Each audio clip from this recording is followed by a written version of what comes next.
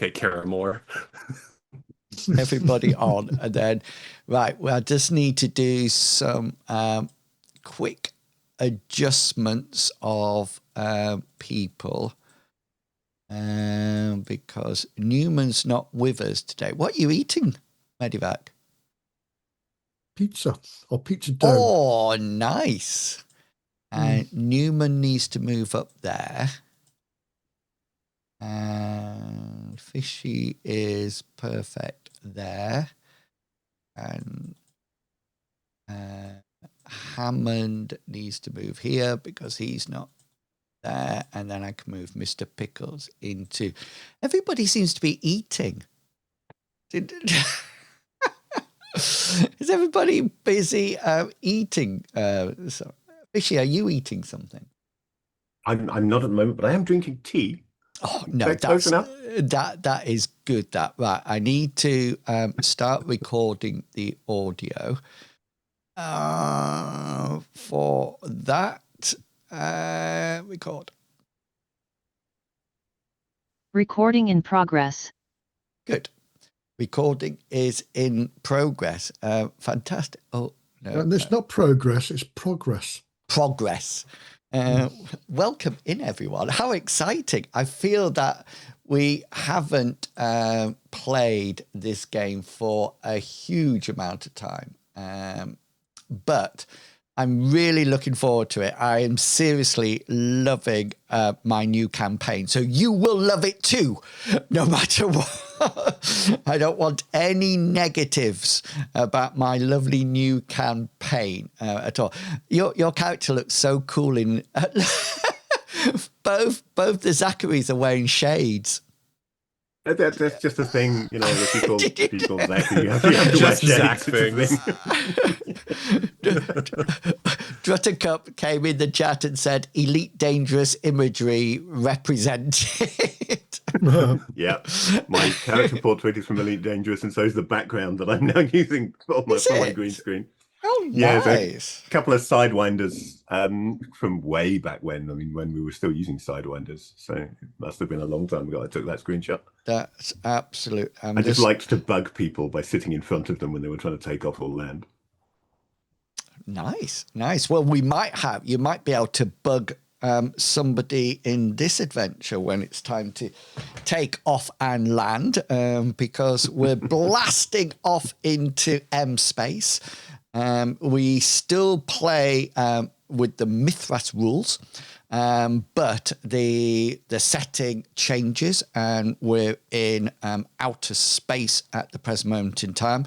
The rules go roughly the same. There's only a few tweaks. Number one, everybody has 2 action points no matter what, which makes my life a lot easier. And the other thing is, instead you can parry with melee weapons, but there is a reactive or defensive action called take cover, which at that point, if there is cover around, you could dive into cover to avoid incoming fire, whether or not that be laser fire or bullets or anywhere in between.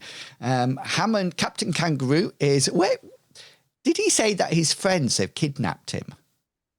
In the chat? I think that just means he's up at a lake drinking beverages. Pop. Okay. Yeah, we'll go with pop. Yeah.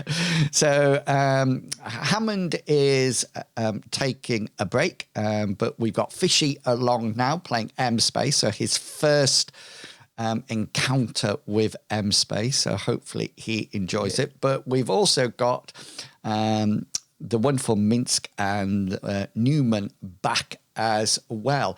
So we'll start off by allowing the players an opportunity to say who they are and who they will be playing tonight. And we're going to start off with the character that can only be called the Law. Okay, yeah. I'm Mr. Pickles, and I play Zach Newman, who is known for always saying that he is the law, or that he is going to deliver the law. He's very much apparently obsessed with the law. It's one of his knowledge skills. He's an ex-law enforcer, and X is because he was very corrupt. As such, I've got sleight of hand and conceal as two suspiciously well-trained skills. So he's sort of our combative character in this campaign. He uses a shotgun primarily, but he also has a medium revolver, a stun baton. He's building up his unarmed skill, so whenever anybody tries to break the law, I have ways to break them. His basic training is also pretty good, so whenever he's had to pick up a blaster, he can still do that. So it's not all about just killing. He's just Yes, it all is. about he's all about upholding the law. And like when I stole a grenade launcher from a hunter, it was to prevent lives from being lost. So I mean, he's got the Yeah. ability to do damage, but he's not inherently a murderer. Fully. Well, fully, yeah. Did And you with that- have? Hang on. Didn't you have an altercation in a hotel? Don't lose your head. Okay, so yes, there was an altercation in a hotel when my comrades didn't want to have a little vacation on a planet we landed on. I wanted a vacation, so I went out drinking and I went to a hotel. And some some thugs did come to my door, and yes, I did respond to their Aggressively. I responded to the idea that they were going to threaten me with a shotgun blast to a leg, and then I walked off. Yeah. I just, I stopped crimes from Stop it. happening by committing my own. You preempted That's it why there. Newman is an ex-law enforcer. And with that, I'm going to throw the microphone over to our captain, our pilot. Salute. My captain. Hi all, I'm Medivac and I play James Minsk, the handsome, dapper, well, not so handsome anymore. He's got a little scar under his eye where somebody kicked him in the face. I did, yeah. I used Scarfo for the Yeah, special. just for that purpose. Yeah, go for it. I look dashing now. He's the team's pilot, captain, face. So he's not very good in combat. He has a skill called slap attack, and it's we see two drunken blokes in a pub and they're just going like that. Yeah, that's what he does. That's what he Fantastic. does. Most of his skills are in bureaucracy, commerce, streetwise, navigation, Piloting. as well. Yes. Do I have piloting? Yeah, you are the pilot and the driver. Oh, You drive.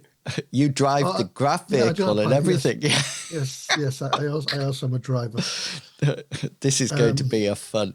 Grav vehicles use pilot. That's what. So you use that. So I don't use a ground vehicle. That's right. That's Yeah. what threw me off.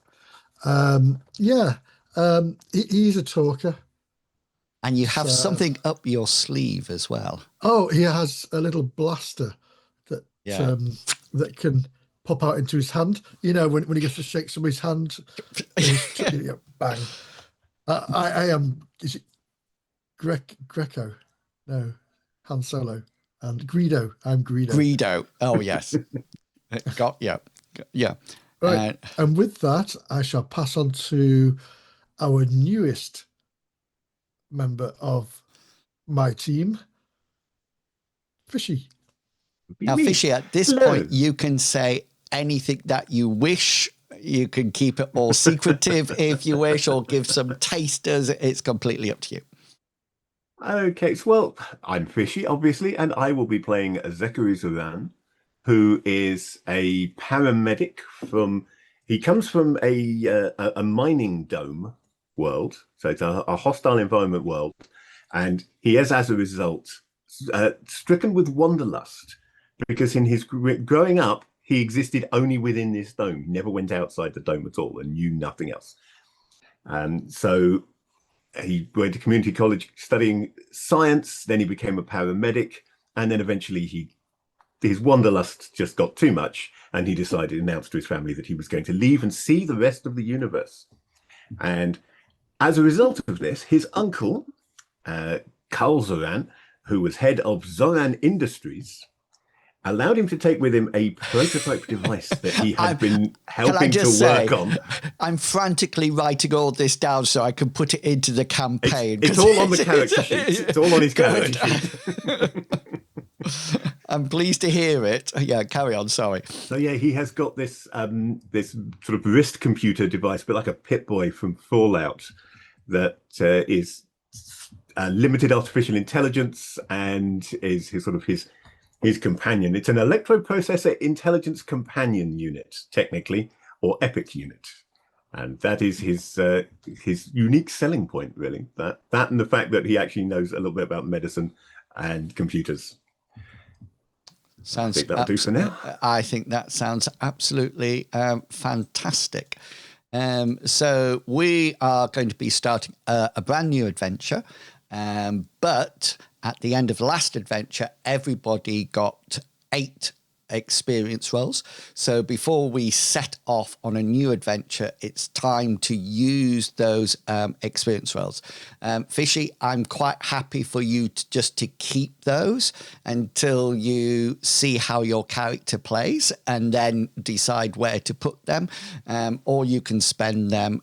That's absolutely fine. But Mr. Pickles, how are you going to improve Mr. Newman?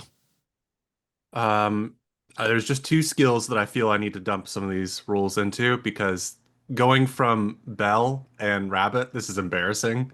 Um, so I'm going to use half of my rolls to improve stealth first off, since I'm a very physical character and I have sleight of hand. I want Newman to use his lack of charisma to get a little bit more blending in the background, especially if I need to put trackers on anybody's bike. Nice. It's at 34. Here is the improve roll. Fail. That's It's now at 35. Oh, success. Yeah, yes. Oh. Oh. 40. That's what I'm talking about. Okay, that's how you type and click off. My third for this. Oh. Sorry, guys. 45. And this is my 45. last stealth. This feels a little bit better. Oh, nice. 48%. So the good 5%. That's way better. Yeah. Like, it's not going to be a joke if I sneak around. Because I don't want to get shot in the face, my other one is evade. I want to put some points into. It's out of 24. Anyways.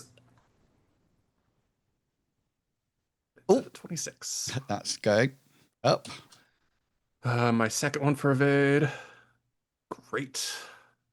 It's got to be fair. My third one for evade. You're slowly going up. Slowly. Yep, I'm at 29. And my last roll, and it's for evade. Yeah! 2. 31. That's better than 24, though. That's better than before. Yeah. Yeah. Much better. That's it, is it? 1, 2, 3, 4, 5, 6, 7, 8. Yeah. Mr. Minx, you have 8 experience rolls to use. You're either very quiet or muted. I'm muted. Yeah. So I got maple and mince pie. Oh, I've got some mince pies in mince the. pies now. Yeah. So I'm going to do pilot, which is 88 at the moment. Oh, nice. Mince pilot? Yeah. Pilot. It's now So it's 89. Yeah. Okay, let's just do that. Ba-ba-ba.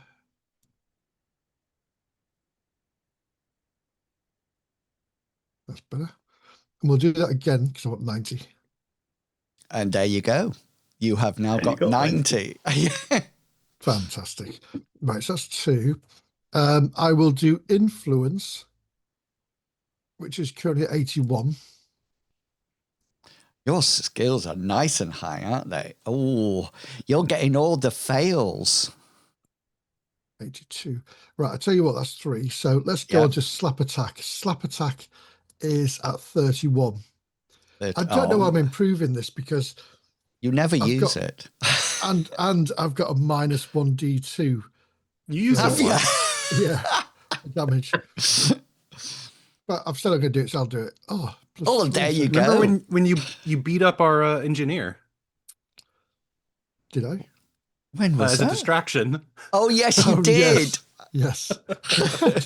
You were pretending to fight each other, if I remember correctly. That's right. I kicked his butt. So we'll go on to sneaky shot now, which is my holdout pistol. That's at 58. So improve that by 1. So it's What? 59. 9. 3 more. Oh, you keep 3 more. Thank you. I was going to say keeping track. I'll do that again. That's at 60 now. Slowly but surely. And I'll tell you what, we'll do a how do I do evade? Ooh. Do you want to get shot in the face? Well, I dislike evading this because it leaves you prone all the time. It does. It leaves you prone in any game. Evade. Well, hold up. No, Not in the games dodge. where I evade. Yeah, exactly. No, yeah. That is true. Okay. So that's going up to 36 now. And I think my last one will be exactly the same again then. Oh, Ooh, nice. 40. Evade was the one to do there. Yeah. Fantastic. So that is all 8 done now. Nice. Zachary, do you want to save yours? I am going to save mine. Yeah. I will see how things pan out in game so that I know where I'm going to be. They're going to be best spent. Yeah. I think I have an idea where they're going to be best spent, but I can't really justify them until I've done something. That sounds a good idea. So I just need to clarify some things with you. This is your ship, if you remember, and everybody is currently in their places. You do still have Purdy. Purdy will no longer leave the ship. She's almost like was it Voyager that had the holographic doctor? Yeah. Yeah, she's going to be almost like that. So she can do really good surgery and things like that, but only actually on the ship. I have changed a lot. Okay, so as we go through the game, I've created adventures, so it introduces you to each of the new areas, sort of like one bit at a time. And then we can go follow that through and make some nice changes. So in your handouts, you should have something called the Voltaris sector. Can you see that? Yep. Yeah.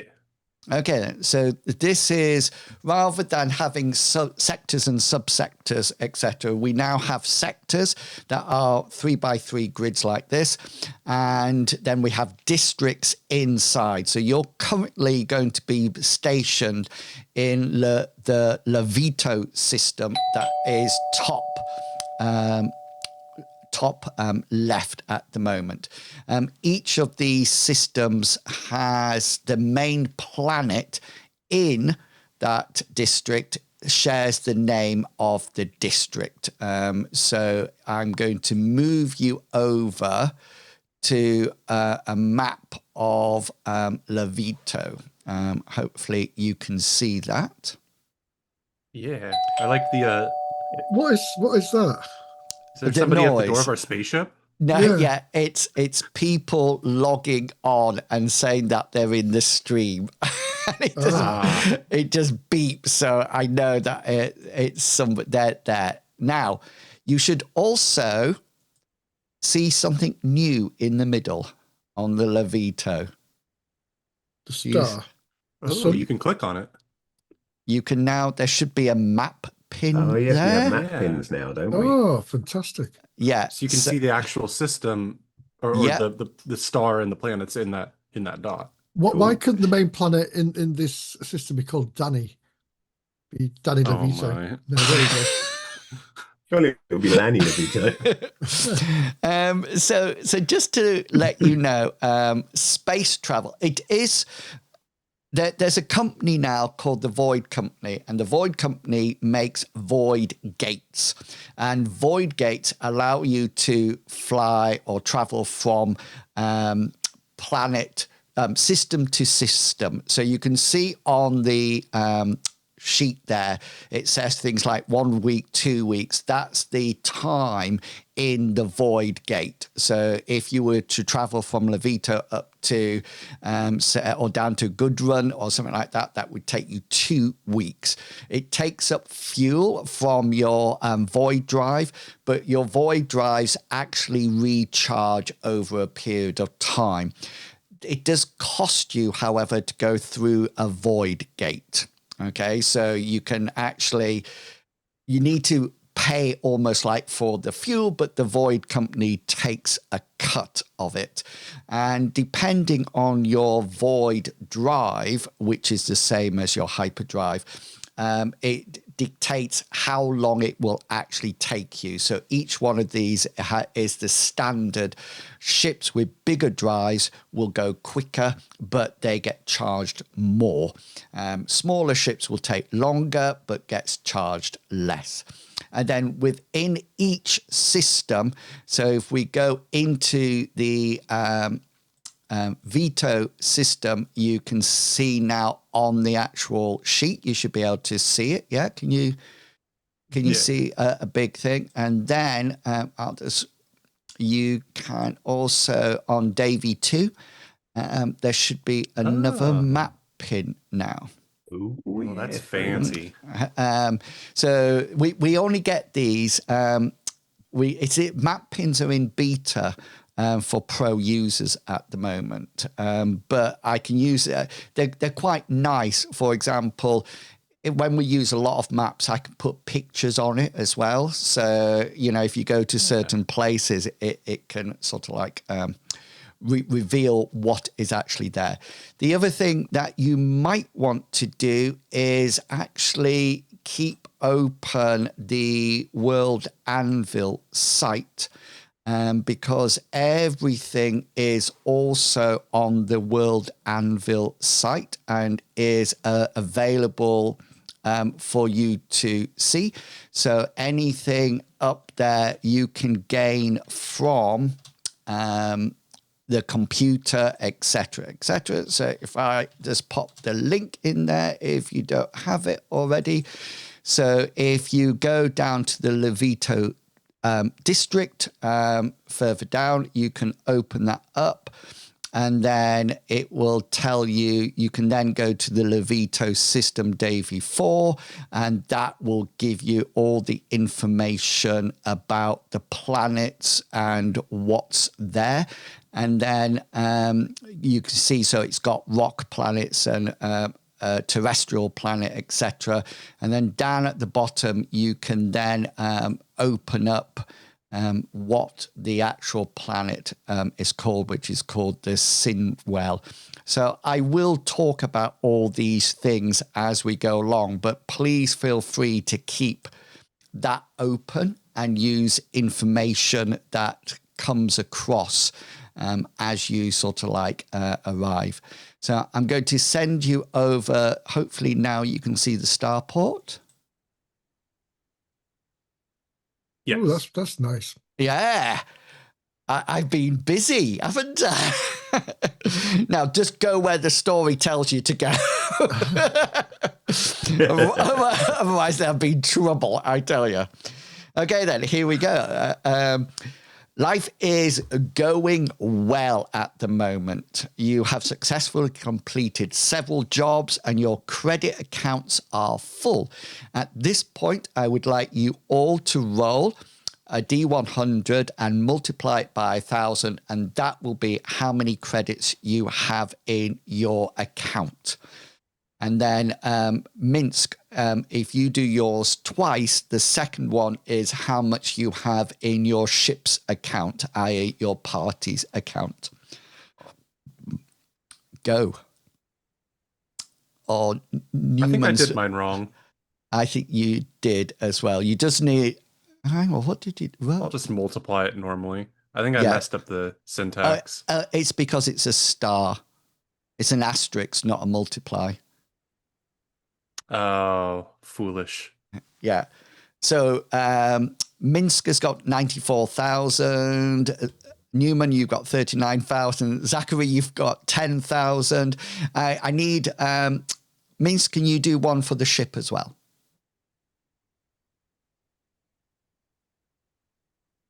So that this would be for this would be yeah, there you go. So there's 22,000 in the ship's coffers. So with all the work you have done, you have journeyed to the Sin Well in the Laveeto system, formerly known as Laveeto Davy 2. The Sin Well is an entertainment planet that caters for everyone's tastes, and I mean everyone's taste. Chipped entertainment bars and casinos are available for price, and the neon crowd north of the planet in the Vidra port has all these casinos, holo dancers, anything that you want is there, while others race on the tracks across abandoned factories across the Rust Belt on the smoke circuit. And if death-defying stunts and traveling circuses are more your style, the endless carnival in the Mirage Flats will satisfy that entertainment itch. Every entertainment, whether it is legal or illegal, can be bought while visiting the Sinwell, since it is a planet that is devoid of the Stellar Watch. So the Stellar Watch is actually the law enforcement agent on the whole of the Talris sector. So you can go to the World Anvil page and click on the Stellar Watch and it will tell you all about it. It has a wonderful eye symbol on it. So you literally take your life into your own hands when you leave the orbiting starport and venture down onto the planet's surface.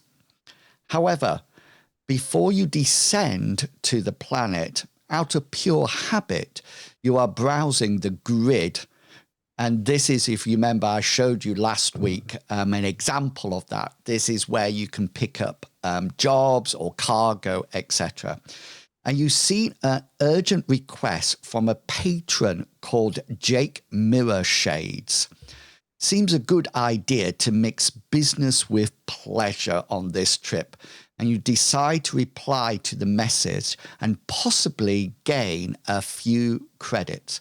So the information from the grid is as follows. It's a green risk, which means it's easy peasy, no risk at all. It's the hash code is locate 9450-U, and it's a locate and recover job. The client is Jake Mirror Shades, and the objective is to find my lost watch. Last known location, the Sinwell.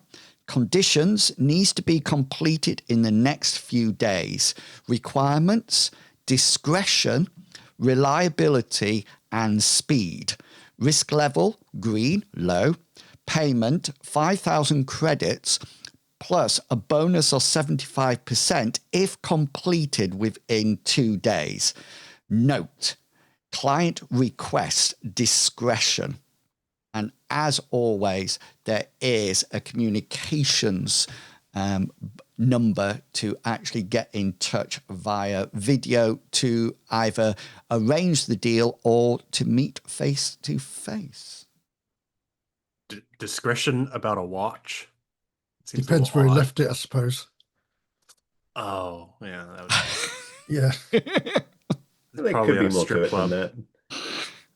You can cram a lot of circuitry into a watch. It could be some sort of covert data transferal device. Yeah, or it could be on the bedside table of a lady of dubious morals.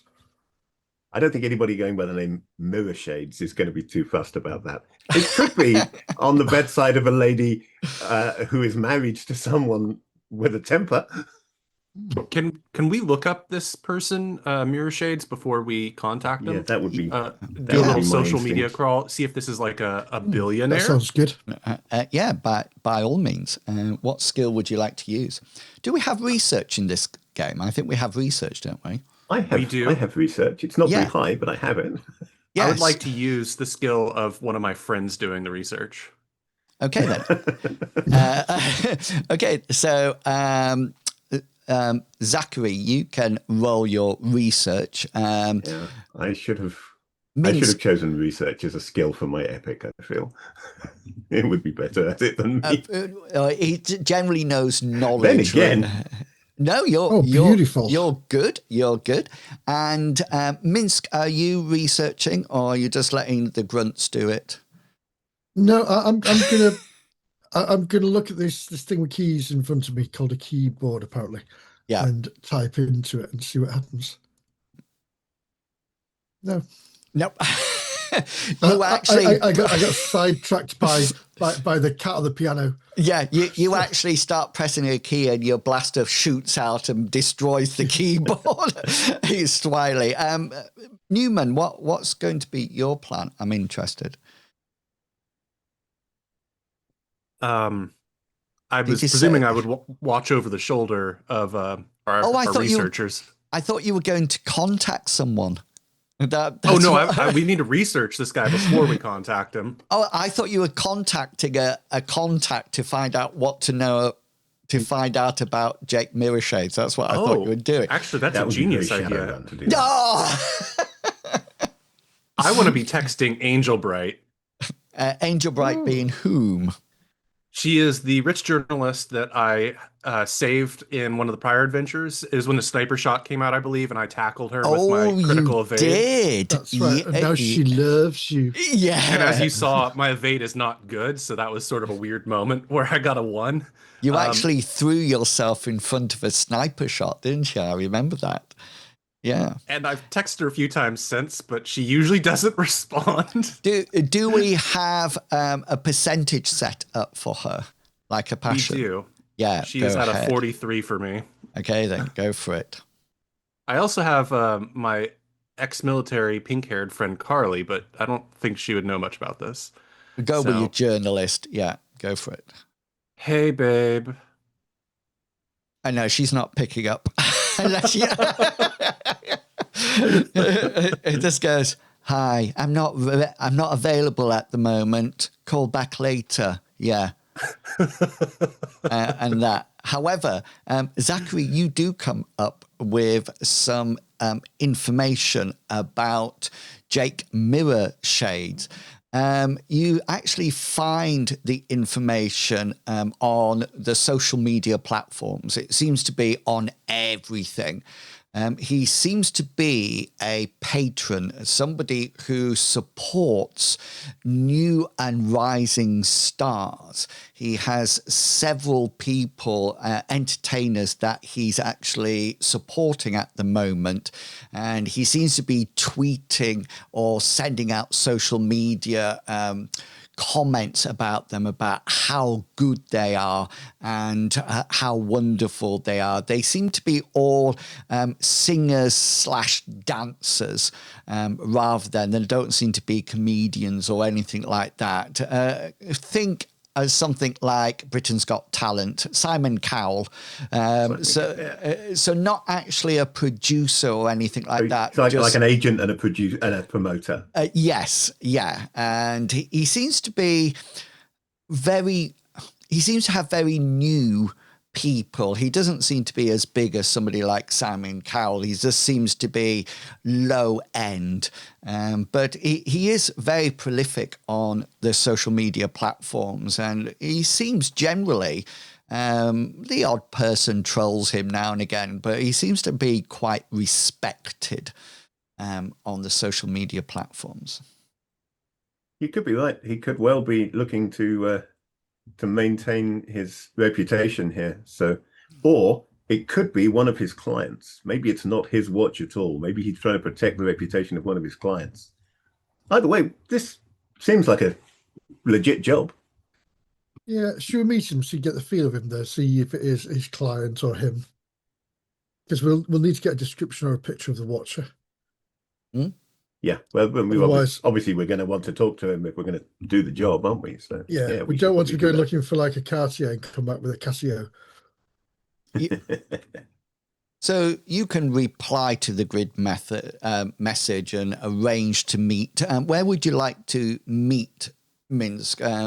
You're in a starport that has all the normal amenities there. So A anything, quiet bar or A karaoke cafe, bar, yeah. karaoke bar. so Yeah. that he can discover us and make us stars. So just to let be a lucky star. Just to let you know, the starport is packed full of different people. There's everything from chipped individuals to old grannies pushing their elderly husbands around in wheelchairs. It seems that the starport operates a shuttle to go down to the planet. And there also seems to be it's security on the starport. It seems to be probably Laveeto's own, the Sinwell's own security. You're not too sure. They don't have any insignia like the Stellar Ward or anything like that. They just seem to be dressed quite smartly with leather jackets, and they quite openly wear their weapons, and they have dark shades on, and they're keeping an eye on the big long queues to board the shuttles to go down to the Sinwell. It seems to be quite a lot of shuttles going up and down a lot of times. And then, of course, there's the big yachts and the passenger liners, spaceships that dock here, and people are getting on and off. It looks like it's a very nice place to be. And yeah, you pick a karaoke bar. There's one called Sing For Me Baby that you quite like the look at, and you go over to it and you immediately see Jake Mirrorshades because, as his name suggests, he is sat in a booth with his mirror shades on. And I thought you were going to say it's just a pair of mirror shades with legs. yeah, another, yeah. That's very SpongeBob. Yeah, so he's there, and he seems to. Did you send pictures of you? Did you video call him to get the meeting, or just text him? Said headshots. Yeah, I sent a calendar from last year. No, I presume we did do a video call. Yeah. So he knows what to expect. We sent him a sample of us singing. Yeah, and he's already rated that. Each one of you roll a d10, just out of interest. That's almost as high as my singing skill. No, actually, roll your singing skill, because you got sing, haven't you? Yeah. I can do this. This is Dancing Queen. I No, got a point. Minsk, you can't do it as you fumble your roll. Can I re-roll it with a new value? No, you cannot now. Oh, good grief. Zachary. This is Newman Zachary doing Dancing shines. Queen. Yeah. Yeah, Zachary. Or is it Zachary or Zachary? Zachary. Pronounced with an E, so Zachary. I can live with Zachary, but he's technically Zachary. I'll just go with whatever comes out my mouth. You're quite talented. You obviously picked a bit of singing up in your orbital stations while you're around, and he's already giving you a 4-star rating, 4 out of 5. So pretty good to start off with. Obviously, just picked a song that was right for his voice. And he sees all three of you coming in, and he sort of like stands up and waves, and then suddenly almost like remembers himself and puts his hand down and sort of like slumps back into the booth. And then he puts up a little finger and says, "Come here," like that to you. Is there anybody in the bar, karaoke bar, that looks like they're with him or watching us or watching him? And roll your perception. Heck yeah. Hopefully my sunglasses in this dark bar don't inhibit me. They inhibited me. Yeah, you can't. You can't. Inhibited. there seems to be various group of people, or there's a couple on the stage singing My Way by a strange old-fashioned pop idol called Frank Sinatra, and that's happening. But it's not very busy, this bar, at all. There seems to be floating trays that bring your drinks to you. You order at the tables, and then the floating trays bring you your drinks, so to speak. And yeah, he seems to be by himself. I'll nudge Captain. Yeah, we'll mosey on over in a slow-mo. Yeah, and he sort of like waits patiently, drumming his fingers as you arrive, and he says, "Come, sit down." And he sort of like has a brief look around, and sort of like he slides right over in the booth, so he's in the corner, and allows you to position yourself in the booth around him. And once you're sat down, he takes off his mirror shades, and he puts them down. And he says, "It's best if I'm in a disguise for this part." When were you going to do that? He looks at you and he says, "I've taken my mirror shades off. Oh my Jake goodness, Mirror Shades. Superman. You can probably not recognize me at all. Who are you? I hear you are interested in the job." I'll hold up my hand to him first and say, "Hello, Jake. I'm James Minsk." Greetings. Yes. My name's... Should I use an alias, or is it all right to use our real names? We'll just call you JM. How's that? Yes. Good call. Yes. I'm nice to meet you, James Minsk. I'm JM. Oh, good. You know, you're both JM. I know, it's cool, isn't it? In fact, he says that. I say, "I'm JM2. You can be JM1. He says, so are you willing to take the job? Yes, I think that's why we're here. We set a job. We just need to have some more details and find out circumstances of this watch's being left behind somewhere." Yes, and do I have your complete discretion? Discretion is our middle names. My name is James Discretion Minsk. Perfect. Absolute perfect. Right. It's not about a watch at all. Quelle surprise. He says, "I've lost one of my entertainers." Oh, title of the episode, one of our entertainers is missing. No, it's actually Welcome to the Pleasure Dome. That's the title of the, and he seems, he just seems to give you the information. You gain a feeling that he's not really done this a lot, and he sort of says, "Yeah, good. I've got your discretion. So yes, I've lost one of my entertainers, my quite up-and-coming entertainment.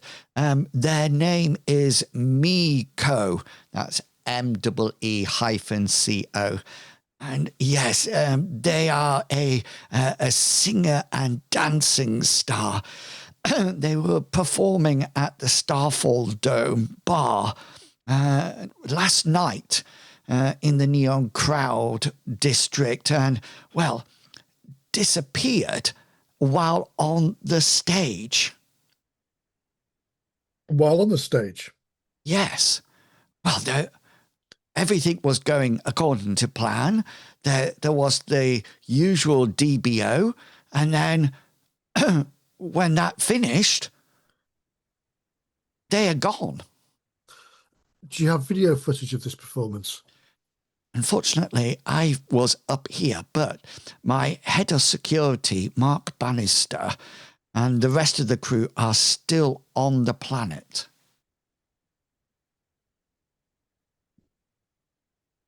Okay. And do you know if they have video footage of this incident? Best to talk to Mark. Okay. He'll know what's happening down there. Do you have any rival agents that were trying to poach your up and coming star by any chance? He sort of like goes, he looks at you as if to say, "What do you think?" Of course, he said, lots of people want my stars, wants my entertainers. You know, Miko was up and coming. Strange that we had to come to Starfall, but there again, we're here. But I'm trying to, well, social media is all full with rumors and possibilities of what's happening. We'd like to keep the fact that they have disappeared and we have no idea to a minimum. And if we can get them back as soon as possible, that would be excellent. Do you have access to their social media accounts? Whose social media accounts? Miko's. Oh, that's all done by Lexco Saul and their stylish changing persona. Both of them are down on planet. Lexco Saul is the producer, social media guru, and, well, changing persona. I shouldn't really tell you this, but her real name's Maggie, but please call her changing persona. She is Miko's stylist. Hey, I'm just thinking it might be an idea to make sure that some social media posts are going out to throw people off the scent so they don't know. Believe she's me, missing. We are keeping social media alive, and really, the fans of Miko are doing a better job than we are.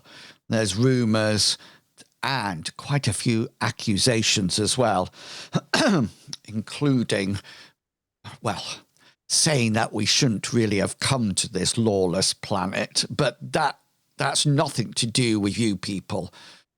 You can monitor all the social media. Well, this is an platform. entertainment center, right? I mean, where else would an entertainer go but to an entertainment center? It makes perfect sense to me. It probably does, but maybe not one that it's quite legal to carry grenade launchers around in your back pocket.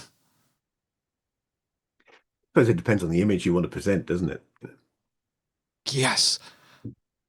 Yes. Anyway, a job would be quite simple. Locate Miko and return them to the starport safely.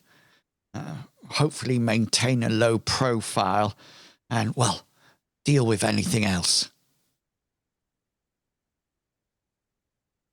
And that's everything you can tell us. Oh, I would appreciate an update, say every 3 to 4 hours, but I know I might have to pay extra for that. Indeed, yes. And it may also slow down our progress. On the subject of paying extra, I mean, did Mince looks at you, without thinking, wishing to step on your toes, Captain, but the job we responded to was a simple locate and retrieval, and it's turning into a rescue mission. Now that's a bigger job, wouldn't you say? It's a much bigger job, and it's definitely not a green job either, because anybody could have kidnapped him. We may have to go against some vicious crime bosses. Zachary, do you have negotiations? Probably not. Or whichever. I don't know about you. You might. Which Zachary? Yeah. No, I'm just Zach. My charisma's a 7. Zach, I tend to blend with the furniture. I think Minsk has negotiations, does he not? No, I have commerce. Okay, so we're taking whatever they offer us then. Yeah, I thought I had it. I thought you had it as well.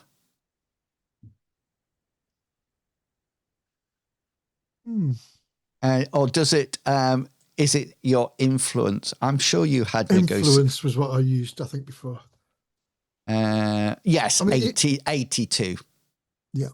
That's it. Yeah, that's where it is. I don't know whether or not M Space has negotiation, but influence is a good To be idea. fair, I should take it as a professional skill anyway. Okay. Yeah, but I'll use influence at the moment. Yeah.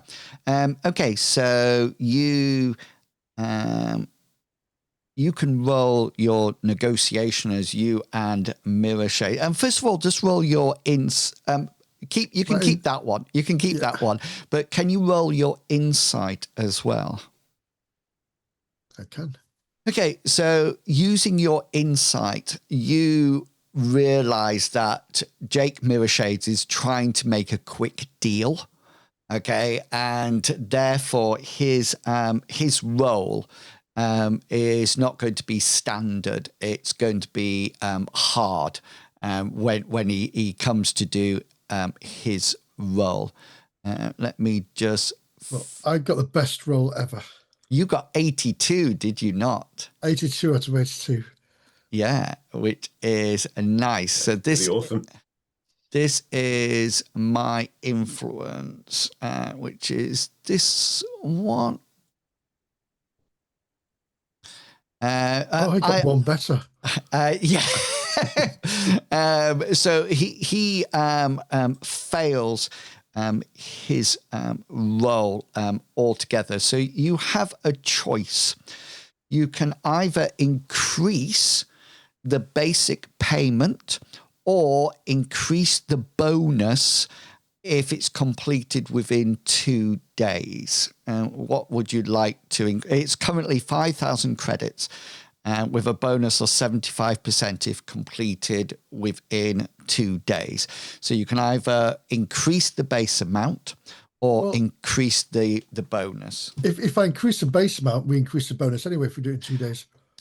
You will, yes, but it'll still be 75%. But you could 75% of a higher base. Yeah, but you could get 100% of the total amount, which.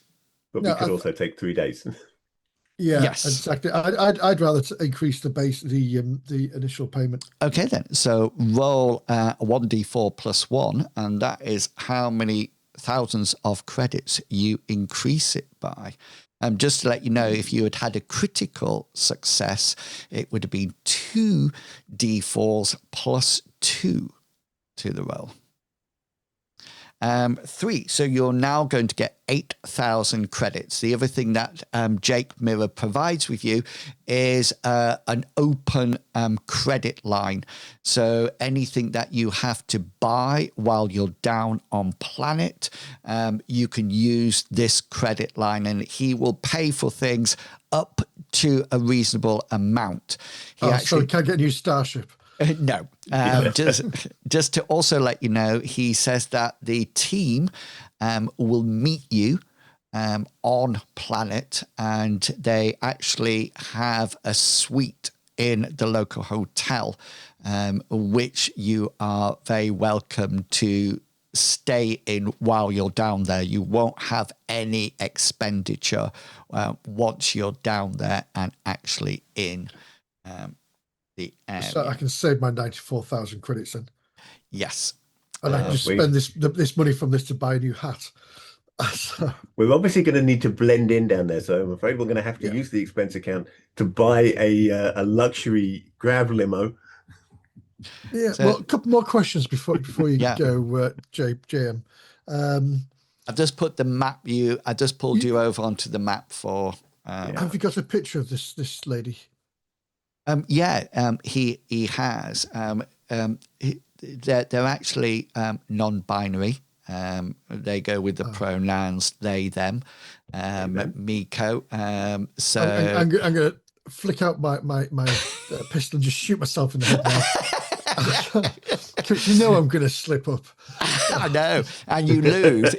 You lose 10 credits every time you do. You're allowed to slip up, just as long as it's accidental. They seem to be. They got blue hair. very slim, clad out in what seems to be almost like an all-in-one silvery jumpsuit. They You've have been watching UFO lately. Yeah, I love that program. They actually have wrap round shades and things like that. Sometimes the shades are not on, and they have crystal blue eyes. And you can see a whole load of pictures of Miko on social media as well. And they have really good reviews. Really good reviews. You always 10 about credits. yeah, that's so yeah. And just privately between us, and this goes no further. Does she have Between me and you, or no between me and Jen? okay? Does she have any bad habits? He looks quite shocked and taken back by this. Says, "No, she's as clean as a whistle." That's a surprise in this industry. Very It's naive. disappointing. Bad habits would give us a direction to start in. Exactly. And just as you come to the end of the negotiations, Jake Mirachez sort of like comes in a little bit closer and says, "Please be careful. Sinwell is lawless, and there are several warring councils that are at work." But As he leans forwards, I'm going to kiss him on the forehead. and he says, "Thank you." But the Gilded Veil is notorious, and it controls the majority of the luxury districts. So be careful, please. You don't want to be on the wrong side of any of these warring councils.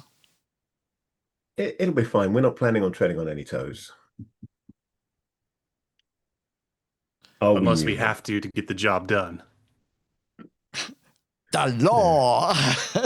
Yeah, I need to remind you, there is no law. You are not the law because there is no law. When there is no law, I am the law. We will get this. We will get Maybe we leave this Newman on the Miko ship. back. Yeah. Yeah. Gonna bring the law.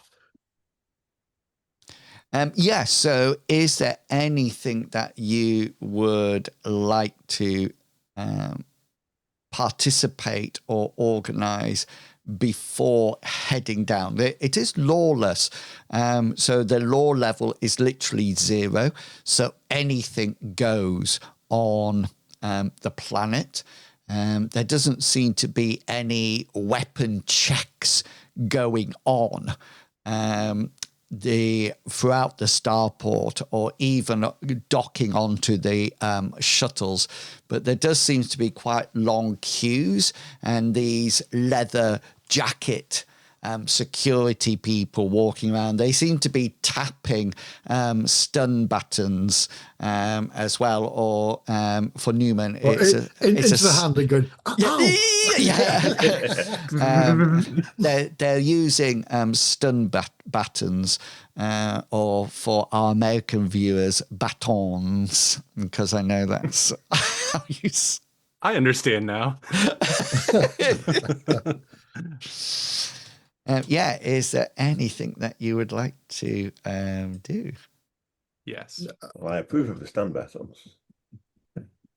Yeah, do you know there's a lot of similarities between Newman and Zachary, which I've seen now because I've seen both your sheets, which is interesting. It's slightly worrying, actually. No, this is encouraging. We need more Zachs. yes. The clan of Zach. Are there any businesses like where you could presumably buy gear to go down to the planet? For example, do they have like any gun stores on this place, or is it just entertainment and alcohol?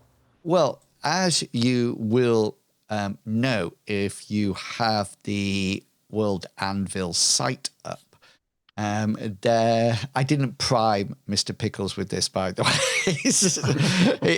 He's literally just there is an organization, and there's sort of like two organizations that are around. There's a Comet Cart, which is an interstellar trade company known for bringing goods and gadgets and curiosities from every corner of the cosmos straight to local districts. It's more than a vendor. It's a sprawling organization with its own culture, legends, and whispered secrets. So they actually sell almost anything that you want. But if it's armor that you wish or guns, then there is a company known as Nova Arms. And Nova Arms actually provide the weapons for across the whole of the systems. They are totally responsible for anything like that. And if it's on small systems, they have kiosks where you can automatically buy things from them. So you'll find Nova Arms and their icon on the web page if you would like to do it. Let me just post the web page in the chat. So if you're watching, you can go over and search out Nova Arms and Comet Card. What sort of things would you like? Well, my belief is that we're probably going to be going up against some gang members or organized crime of some kind, or just post-apocalyptic barbarians. So I was hoping my primary desire would be to get a shotgun that is like a sawed-off shotgun, something a bit more concealable, sacrifice range, but make it so I could put it in a coat or something. And my secondary goal that I don't think I'll be able to get is anything better than light biomesh armor. I assume we still have our biomesh. Yes, you actually do. So Nova Arms will be the people that you need to contact for your weapons. They will be the people who can actually source your weapons if they are available.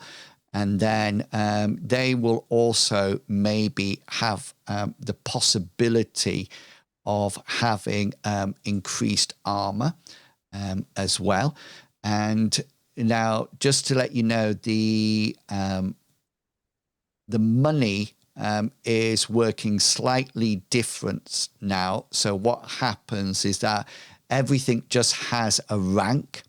And you should, if you're on the home page, if you probably go to game concepts, it probably talks about credits in there. So basically everything it's nice and simple. So everything has like a rank and a cost. So rank 1 is food, lodgings, entertainment, ammunition. Rank 2 is 100 credits, and those are standard weapons, armor, and equipment. You roll a 1d8 to see the change in the price, and then your commerce skills can actually change that if you're coming in face to face. If you get a critical, That's good. if you get a critical success, then you can alter the dice roll. So it goes up and down depending on your success. But the modifier can never be as lower than 1. Okay, so you can see it all on the web page. So you roll a 1d8 and then you multiply it by it. So the shotgun's going to be no problem at all. That's not going to be, you can buy that. There's no further armor in Nova Arms, but the person who looks at you does start to measure you up. It seems to be a droid, an android, or some description in Nova Arms. Obviously, being a lawless planet, Nova Arms has a good base here and is selling arms left, right, and centre. While you're in there, Newman, you look over and there's a little granny trying to lift various grenade launchers to see which she can sort of like heft over her shoulder in order to shoot it. So yeah, your sawn off shotgun is not a problem at all. I'm going to trail Newman and see if I can pick up one of those nifty stun batons. Oh, I was yeah. thinking the same thing for stun button. Yeah. Do you all want stun batons? Yes, please. Fantastic weapon. I can show you guys which brand or which model of Nova Arms is the best. You can show them the button to press, can't you? Newman, you it's a little different to the one I trained with, but Newman, you seem to be the person leading this. So do you have a commerce skill? No. If you don't, but I do have streetwise, so I'm good at street deals, and this is not my environment. If you don't, just pass the stuff to me, and I'll do it a group buy. Okay, I'm going to pass the shotgun to him and start looking for my other things. This sounds like something that'll come off the expense account as well. So. Exactly. And you'll notice as you pass me the shotgun, I visibly wither a little bit because my strength is like would you like to charge this to the Mirror Shades account? Yes, please.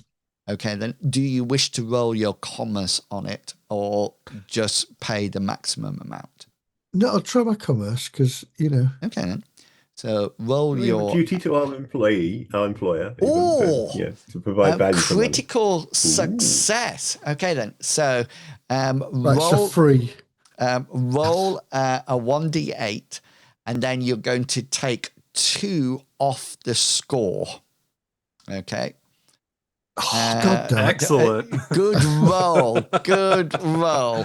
So that'll be 6. Tell me, how many items are you buying? It's 4 at the moment, isn't it? You got 3 stun. I did want to add one more thing. Yes. I'm going to need more shotgun shells because by my inventory, it says I have 8 spare shells, but I'd like at least 8 more. And do they have any interesting shells like those Dragon's Breath fire or like shotgun shells, like burst fire out? Incendiary. Do they have anything fancy and dangerous here? They do have something that you've never seen before in the cart. It's in the cart.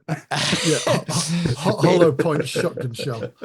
It's actually shotguns shells, but they are claiming that they, as well as dealing damage, they also have a flashbang capacity to them as well.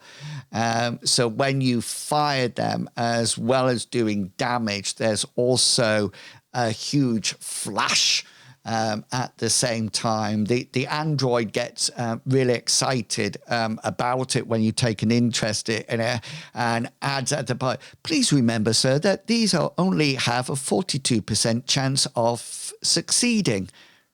Would you like 10? I want 20. Oh my, 20. I think we should maybe have some non-lethal rounds as well. Do you have gel rounds or pacifier rounds or something for this? I'll show him my stun baton. This is a mighty. You whip your stun baton out and he goes, oh wow, that is a mighty fine weapon. We do not sell non-lethal ammunition here. The planet is lawless. The planet is lawless. Please take sensible precautions. A lack of law does not necessarily imply lethal response. Would you like 20 of those? 20 of the flashbang shells. Put them in the cart my comrade has. Yes, sir. You have now 20 flashbang shotgun shells. Please remember these Yes. only have a 42% chance. Nova Arms is not responsible for any limb losses or deaths. Noted on my character sheet.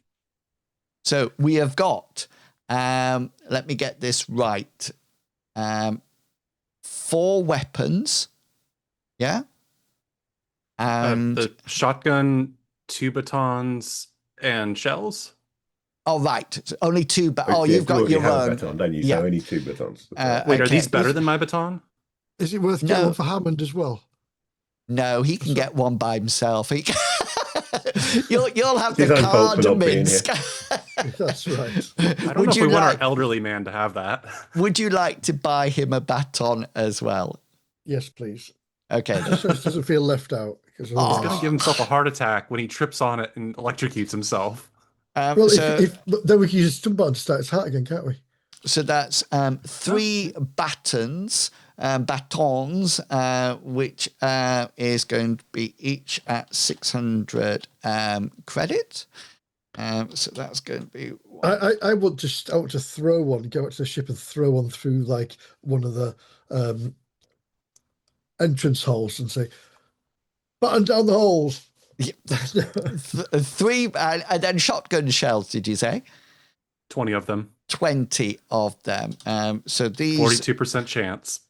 shells come out at 60 credits per 10. Yes. Which will be so you want 2 lots of those, yeah? So Yep, 120. 120 credits. So your total cost will be 1,920 credits charged to the account, yeah? Yes, please. Yeah, okay then. Bingo, you've got all these items. They do come in their display boxes and everything like that. And you notice that the granny who was just down with you has gone with a rocket launcher and is quite happily waving it around, and as various people dodge to one and duck to one side. Is it time to queue up to go down on the shuttle, or would you like to do something else? Something else. Do you have any automated like turrets and things, or On the starport? Oh, yeah, no, or for no, sale? in the shop, yeah, They don't have. or any mechanical armor? You know, like No like armor. mech They suits. have some ballistic Basically, vests. power armor. If they have the normal Well, actually, ballistic. I Go wouldn't for it. mind a ballistic vest. That might actually be useful. Yeah. It Just would in make us case. stand out a little bit more than our biomesh, so Would you like to buy ballistic vests? I'm fine. I think I would thank like you. to buy a ballistic vest, because I think that being in the company of someone who is firing off exploding shotgun shells might attract gunfire in our direction. It may well do, but he normally takes people down very quickly. I have to. Newman is the equivalent of brasive. Yeah. The basic of this group. Yeah, generally that's right. So you can have a blast vest. Will give you 4 armor points for your chest and abdomen, but is minus 5% to your physical skills while you have it on. And a blast helmet is 4 as well. And that gives you minus 5% on your perception skills. Your light biomesh is 4. There's also biomesh mesh armor, if you would like, that actually has a rating of 6. how obvious does biomesh armor look compared to light biomesh? A lot more obvious. I kind of There feel like we is. should come back here if we think we need better armor. Hang on, I just want to tempt you with something else. There is some chest and abdomen light body armor available. Do these all stack? No. Yeah. I will wear eight layers of biomesh, please. There are some light body armor for chest and abdomen. These actually have an AP value of 10. But when wearing it, you have a minus 10% to any physical skills, including firing weapons. Yeah, no, we're the law. I don't think we need additional armor. We've done all right so far. What do we Not know gonna about take the a blast planet, vest. though? It's What do you? lawless. Yeah. So let me. From the picture, it looked kind of sandy and maybe like the desert planet we had been on. Yeah. So hang on. Let me. If you look in your handouts, you'll see the one that was up beforehand. I'm just showing you, revealing the rest of the handout. So there's a huge amount of handouts there for you if you want to. Can you see all those? I have 4 in the star system. So Terrace, Laveeto, and Sidwell. So what happened? Let me just call it up. So the actual this is the system information. So if you can actually find all this information on the World Anvil page. So the Sidwell was forests.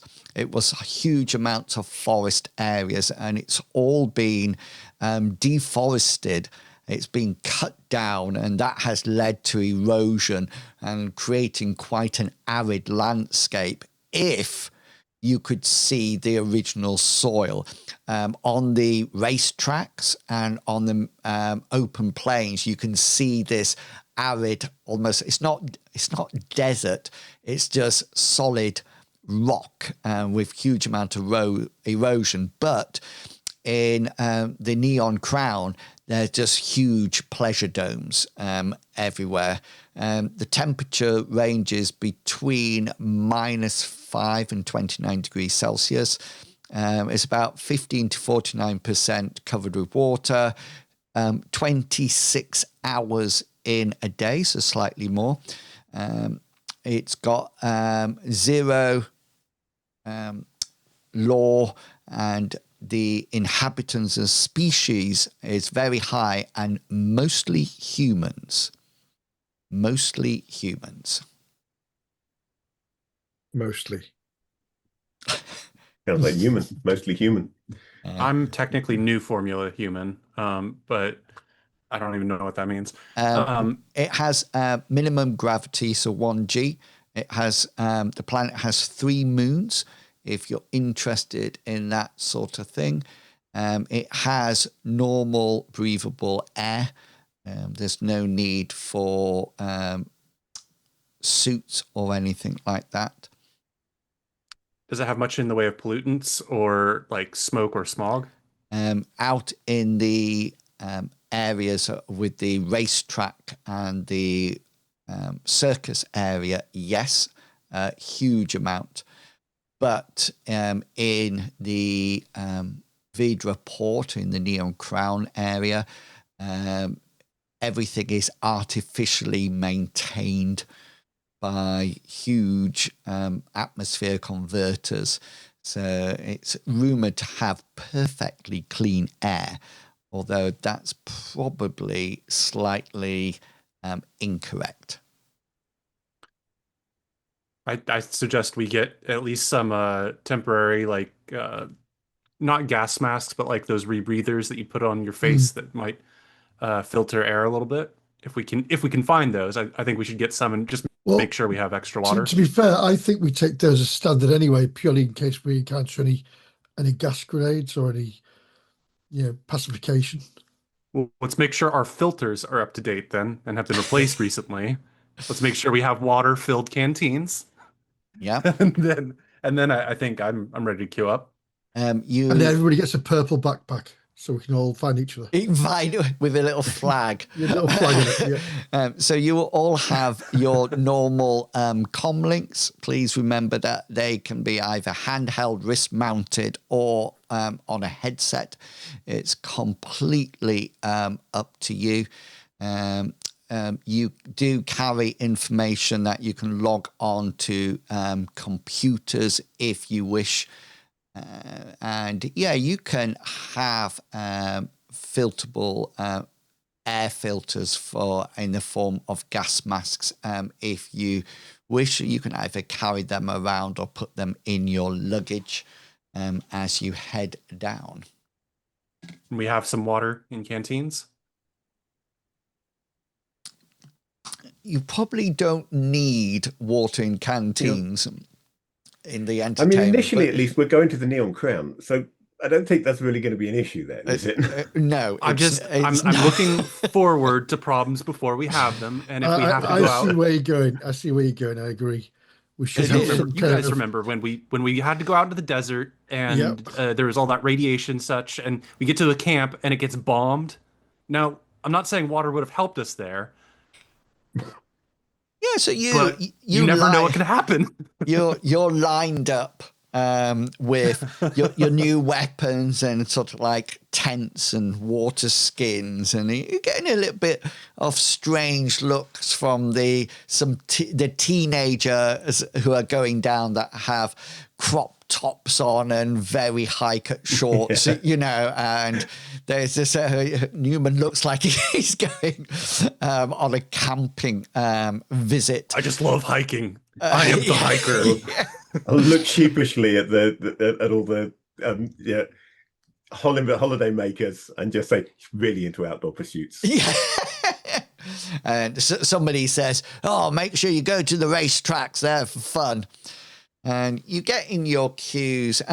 First question is, would you like to queue together to go down on the same shuttle, or would you like to go on different shuttles? I don't think splitting the part is a good idea. At the same time, that might be a good idea. Though it is to go down separately from Newman. If we're being watched. And why honestly, would we be being watched? Who would be watching us?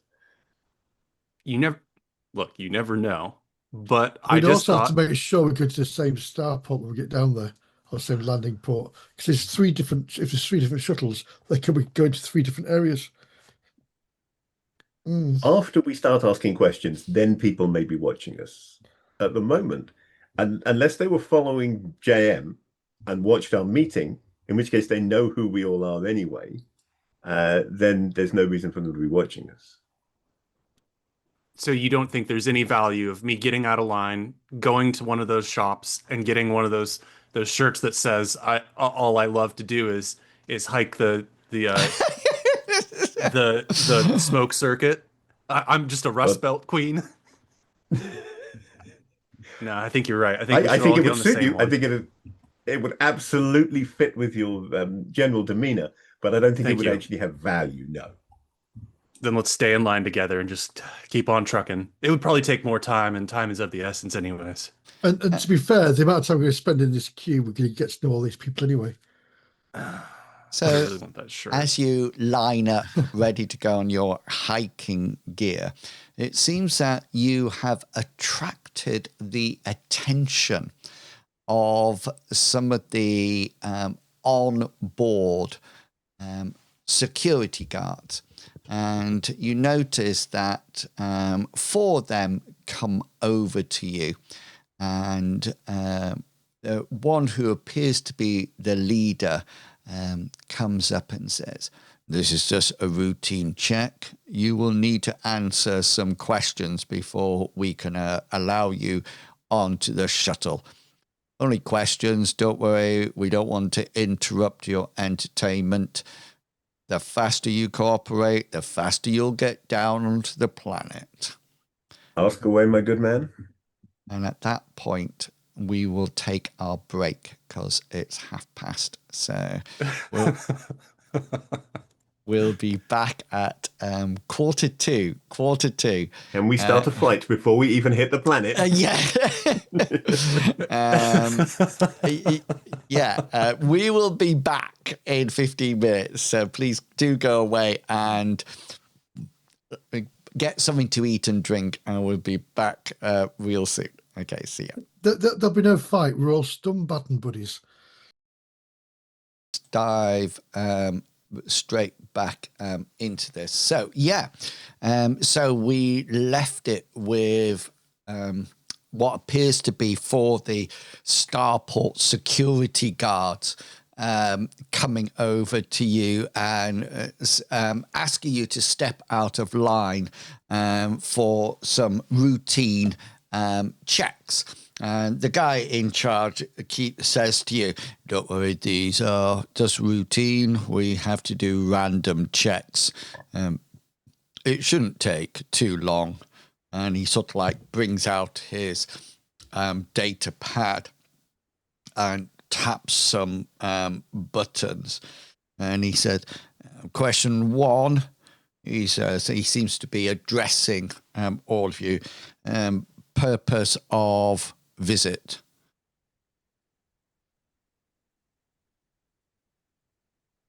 I'm the only one not chewing, but Newman's not going to say anything. He's not the speaker. So I'm going to say business. Yeah, None of Business. yours. Zachary was definitely looking to the captain for a lead on this one. Are you aware that you are entering an entertainment planet? That seems yes, to be indeed, the next. indeed we are. Question number 3. Are you aware that the planet is lawless, so you enter at your own risk? That's Zachary fine. We taps have, his we, blast we have a vest in Newman. response to that and grins. He then says, have you or are you or have you ever been protesters that actually will be protesting against the sorts of entertainment that is available on planet? Goddamn freaks. And no, we're not. Have you ever been a protester? No, Who has bureaucracy? that's me. Smile nicely and roll your bureaucracy skill. Let me just see what my 43. Oh, Ooh, there we go. Right. You know how to answer questions and fill out Extremely documents. bureaucratic. I know how to bureau. Yeah, you're very I'm going good. to start calling you Sir Humphrey. And with that critical role, he says, sorry, he says, we've had a report given to us that 4 people fitting your description are coming down to, 3 people. I thought Hammond was with you, but he's not. He's in the old person's trolley area. He's chatting to the granny with the rocket launcher at the moment. He's says, not drunk at the bar? no, not yet. He sort of like says, look, he says, notice he rolled his deceit, by the way, and failed that.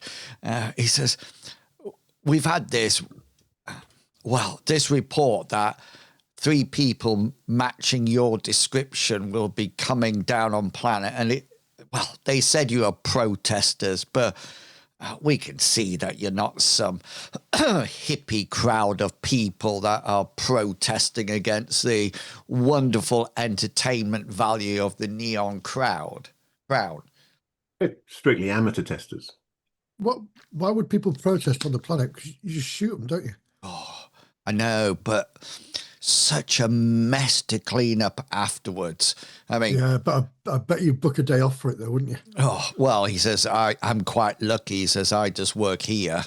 But, they give us so much stick from, I mean, how much? I mean, Head blows off, a bit of blood splatter, you know. Well, But it's not the mess, it's the smell as well, because they stink, don't they? exactly. Don't take this the wrong way, but if there's no law on the planet, then how can the protest be illegal? Well, they're protesting against the entertainment, and they throw themselves onto stages and in front of cars with.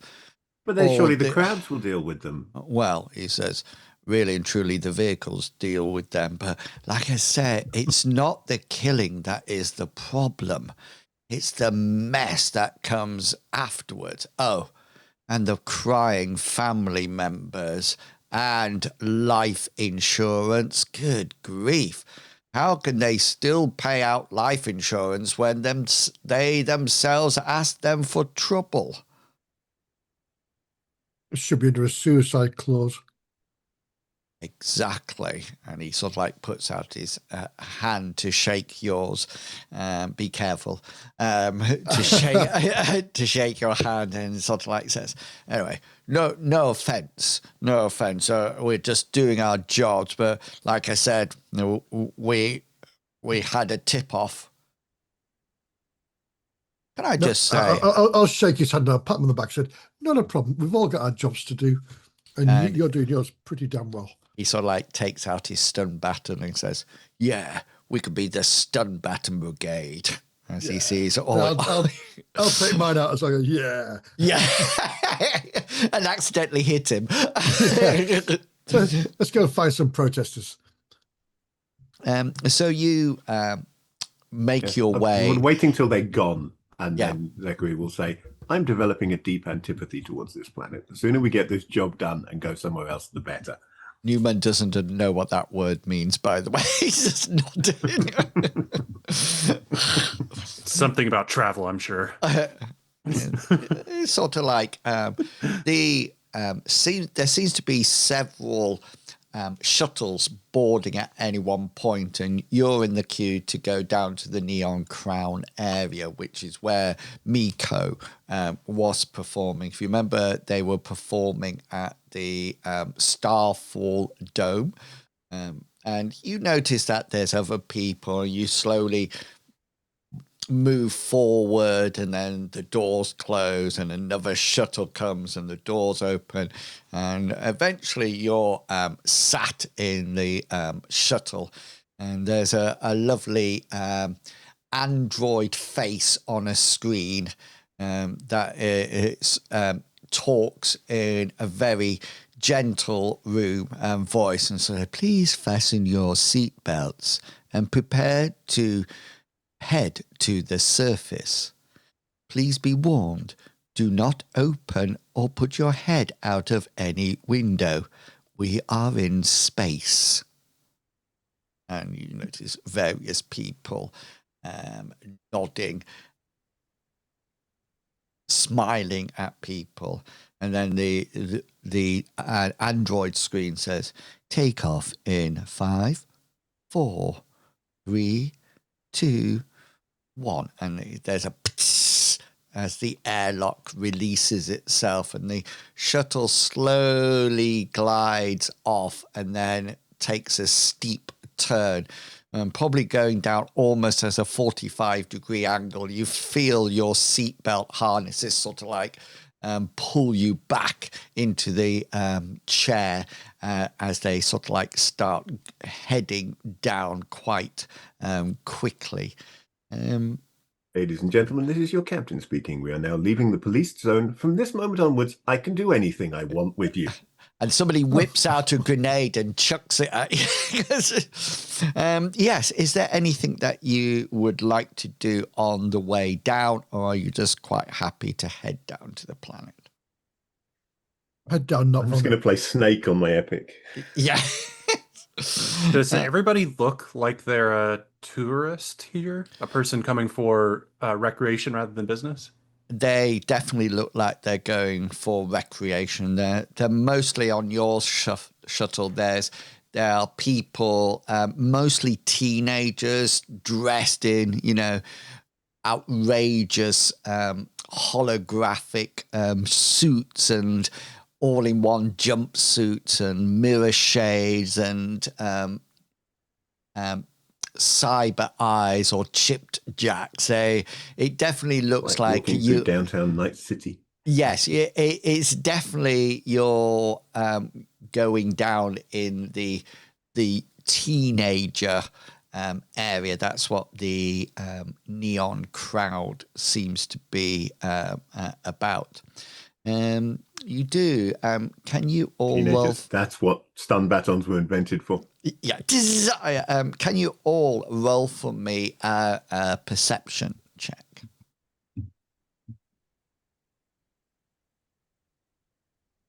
Well, I'll be using a point of luck. Yeah, so you can reverse that. Minsk, what would you like to do? I'm Travel too through busy time. looking at the 20-somethings all gyrating around in the cabin. Okay, so we'll start with you, Zachary. We'll start from the bottom and work up. Would you like to roll a 1d10? And I will tell you what you overhear on the shutter.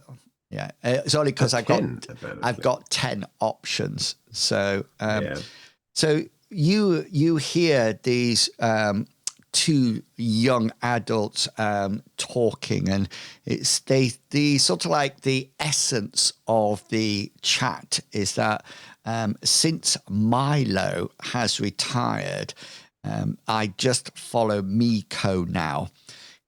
He didn't have to leave. He was doing super well, but I'm pleased to be following Miko. So that's your little snippet that you hear. Newman, would you like to roll a d10? If it comes up 10, it'll be really funny because I'll take a 9. Yeah. So they seem to be talking about Miko, and they're getting very excited. And they said they've heard that Miko is actually bringing out a new clothing line. And they hope it's not just a rumor. They hope that it's something really exciting. And Zachary, you can roll another d10. You get 2 for you get 2 for success. You get 3 rolls for critical. And 8. They seem to be talking about Miko's final production when they went missing. And you hear them talking, and they said something that darkness did seem to last longer than usual. They thought it was just a technical issue.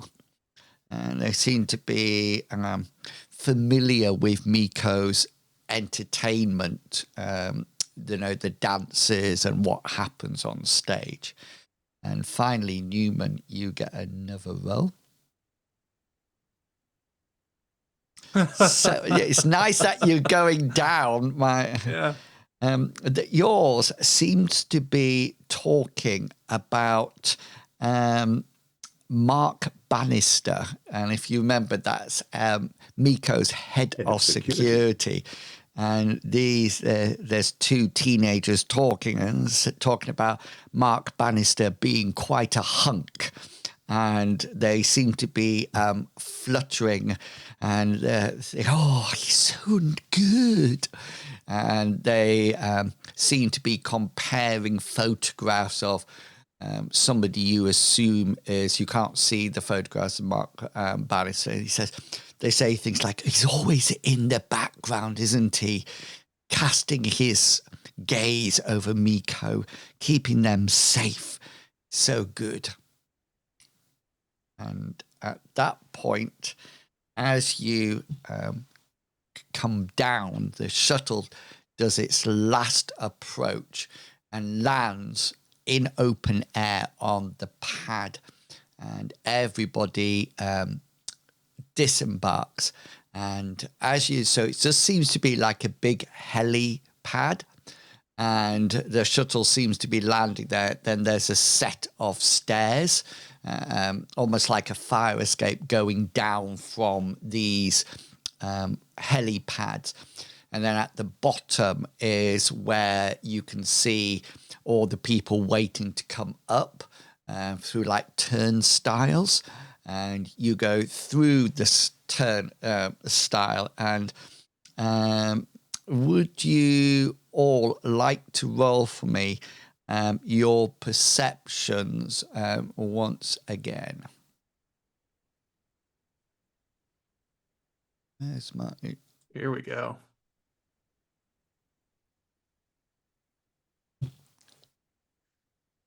It's a shame that Newman doesn't have Bell's eyes and ears. Exactly. Right. Let's see what we got there. Let me roll my disguise. Okay, so the disguise roll is successful, but Minsk and Newman, you notice just from pictures that you saw before, you notice that Mark Bannister is stood off to one side. He seems to have a hoodie up over his head, and he's wearing dark shades. He looks very uncomfortable, and he seems to be scanning around, and he seems not to have seen you yet. I want to nudge Zachary and kind of, as subtly as I can, imply there's something to be seen, and then like point without moving my head, like darting my eyes in that direction, like get his attention. Then Yeah, so you can approach Mark Bannister if you wish, or you can wait until he sees you, or decide not to meet him at all, of course. Nudge Captain. No, what we should do is one person go from one side, one person go on the other side, and go up to him and go, hello, hello, on each side. Captain, I think that'll make him feel uncomfortable. Yes, it would, wouldn't it? It would. Yeah, let's go introduce ourselves. Otherwise, this is going to be the most boring trip ever. Yeah, and once you go over, he seems to, as you get closer, he sort of like sees you and sort of like nods for you to follow. And he leads you outside where there's a grav vehicle waiting. And he sort of like opens the door for you all to enter. And he gets in with you, and then it seems that somebody else is actually driving, and he introduces himself as Mark Bannister, head of security, head of Miko's security, and the person who's driving is Lexco Saul. And the grav vehicle sets off through the neon crowd, and I got a bit of a description for you. As the grav vehicle glides silently through the neon canyons of the entertainment district, the night comes alive in an electric blur of light and motion. Towering hollow billboards flicker and twist in mid-air, their impossible colours bending physics to the will of commerce and desire. Rivers of violet spill across the mirrored towers, refracting through the hazy mist of atmospheric regulators, while swarms of ad drones buzz between them, projecting their offers directly into the neuro implants of passing pedestrians. Below, the streets pulse with life, streams of people moving like fluorescent currents through the city's heart. Some drift aimlessly, eyes glowing faintly as they tune into shared dream feeds. their minds layered with augmented illusion of dancers, stars, and endless pleasure loops. Others ride lev discs, surfing between platforms to the rhythm of bass lines that thrum through the very air, synced to the planet's heartbeat. Hollow dancers shimmer on platforms suspending over the avenues, their forms shifting between species, shapes, and fantasies, each move leaving trails of light that dissolve into sparkling vapor. The vehicle's tinted canopy reflects their glow, bathing the cabin in a psychedelic a kaleidoscope of colours that seem to breathe with the rhythm of the crowd. Farther ahead, the skyline folds into itself, towers adorned with moving murals, digital graffiti that morphs and reforms in real time, painting stories of rebellion, lust, and power. A cascade of symbols in alien scripts tumble down megastructures, each glyph pulsing as if alive, whispering directly to those chipped in deep enough to hear. And through it all, the hum of the graphical remains steady, a whisper against the chaos, cutting through the neon haze of the city that never sleeps and never truly stops dreaming. Eventually, you head through the neon lights and arrive at the Starfall Dome. It appears that the hotel is almost connected to the entertainment dome. It's where people go and live and stay and then spend their time in the entertainment dome. And the banister quickly brings you inside the Starfall Dome, and you should see a picture of it now on your screens as you make your way through. And he sort of like takes you straight off to the right as he enters and goes to an elevator and then brings you up into the hotel suite where you are all staying as you arrive. Is there anything that anybody would like to do at this point? It does. I'd like to ask Mark, when she went missing, did she have any electronic devices, like any communication devices on her? He sort of like ushers you into the room and sort of like looks around and says, "Let's get inside first. You don't know who's actually listening in."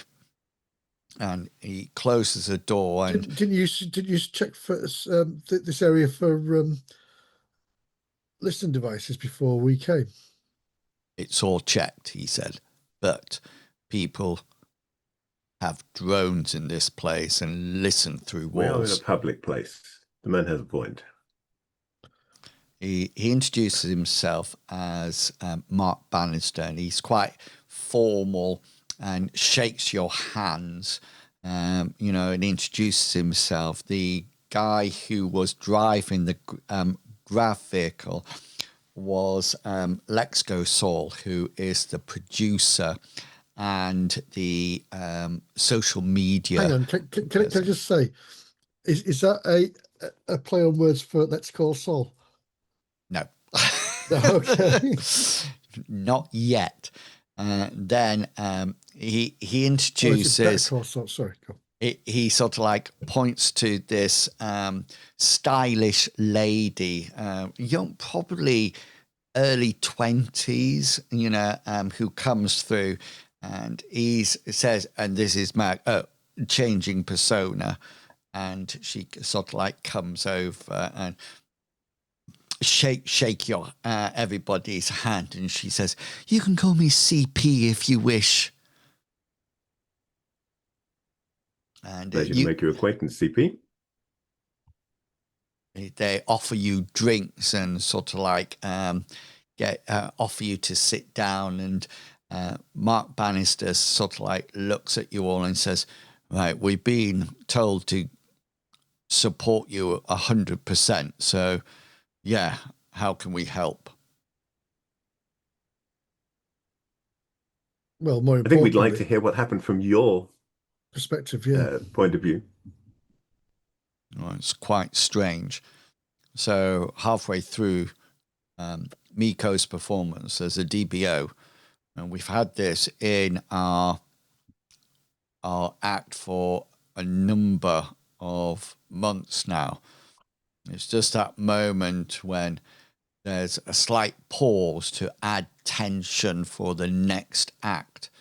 And I was quite concerned because the DBO seemed to be lasting for a little bit longer than I'm guessing DBO's deep blackout, dead blackout. Yeah. dead blackout. Yeah. And he sort of like says, it was lasting a little bit too long. So I started to make my way to the platform, but the lights came on and, well, Miko was gone. Interesting. And nobody saw her leave from any other exit. Well, he says, we haven't started to ask anybody. Mirror Shades was It's a bit late pleased. now, isn't it, really? But none of your people saw anything. Oh, no. And CP says, I wasn't even there. I was here. And have you checked out any video footage of all the exits? We didn't want to start asking for that just in case it brought suspicion until we know exactly what's happened. Presumably Miko had a mic. At what point did that go offline? Straight as the dead blackout started. There was no noise. Usually there's not any noise throughout the DB dead blackout in any case. It's like a mental reset, isn't it? He seems to, he sort of like implies that if they went off and started to look at feeds and things like that, it might draw suspicion or start to predict. And he sort of like seems to imply this is why you are here, because you lot technically have no connection to Miko at all. Well, we're probably going to go in there with a pretense of somebody posing, a protester posing as a member of your staff came in and made that DPO too long. He says, we've been just told to, let you do your stuff and to help you in any way. Mirror Shades was very specific about that. Has Miko had any contact with anybody trying to poach her at all? CP, Mark Bannister is just about to talk, and CP sort of like butts in, and she sort of like says, "Oh no, everybody loves Miko. I don't think anybody would be trying to hurt her or anything like hurt them or anything like that. CP, I think you've got the wrong end of the stick here. Yeah. Mark, you were going to say something. What were you going to say? There's people are after Miko for some time now. They're up and coming, but we've had a few trolls on social media platform, but no threats yet. No other way of trying to hire her then. No. Yeah, although right. So she's not been. You don't think she's been? What's the word? So if they have been approached by someone trying to headhunt them, then they haven't told any of your people. Correct. We're not aware Doesn't of... mean it hasn't happened, just means they haven't passed the information on. Well, Has she been going to any meetings? Well, meetings, any bars or anything? Or she's no. been here? What do they do when they're not on stage? How do they spend their time? In here. They All watch, the time. they watch do you have films, eat, drink, hang out. It's part of the...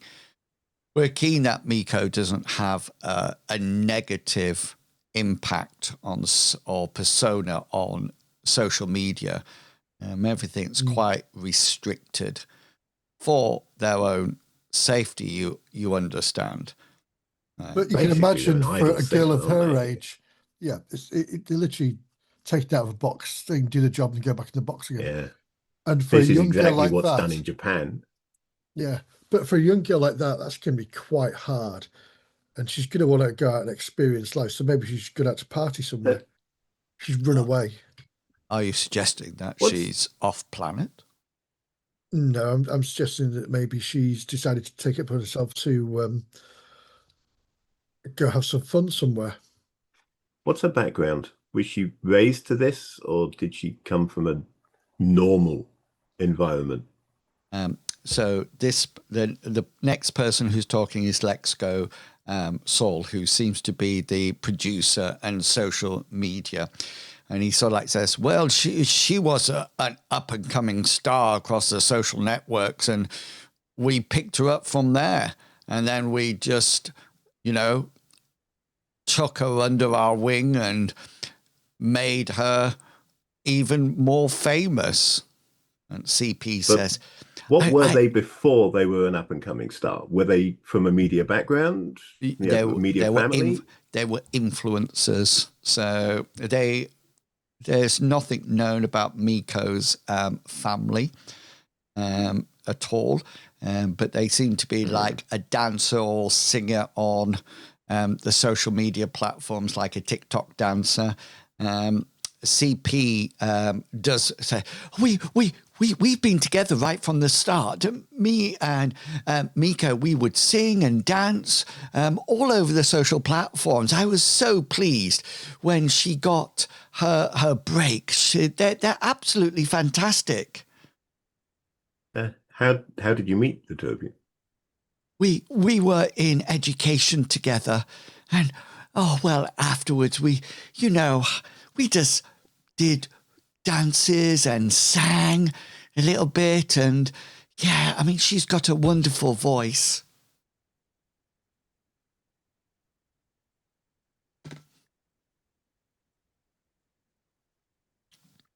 Let's go. So if you've known them that long, you must know their family background, surely.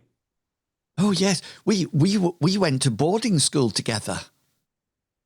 She never spoke. They never spoke of their family, but it might be like me. I mean, I could virtually be a VAT kid.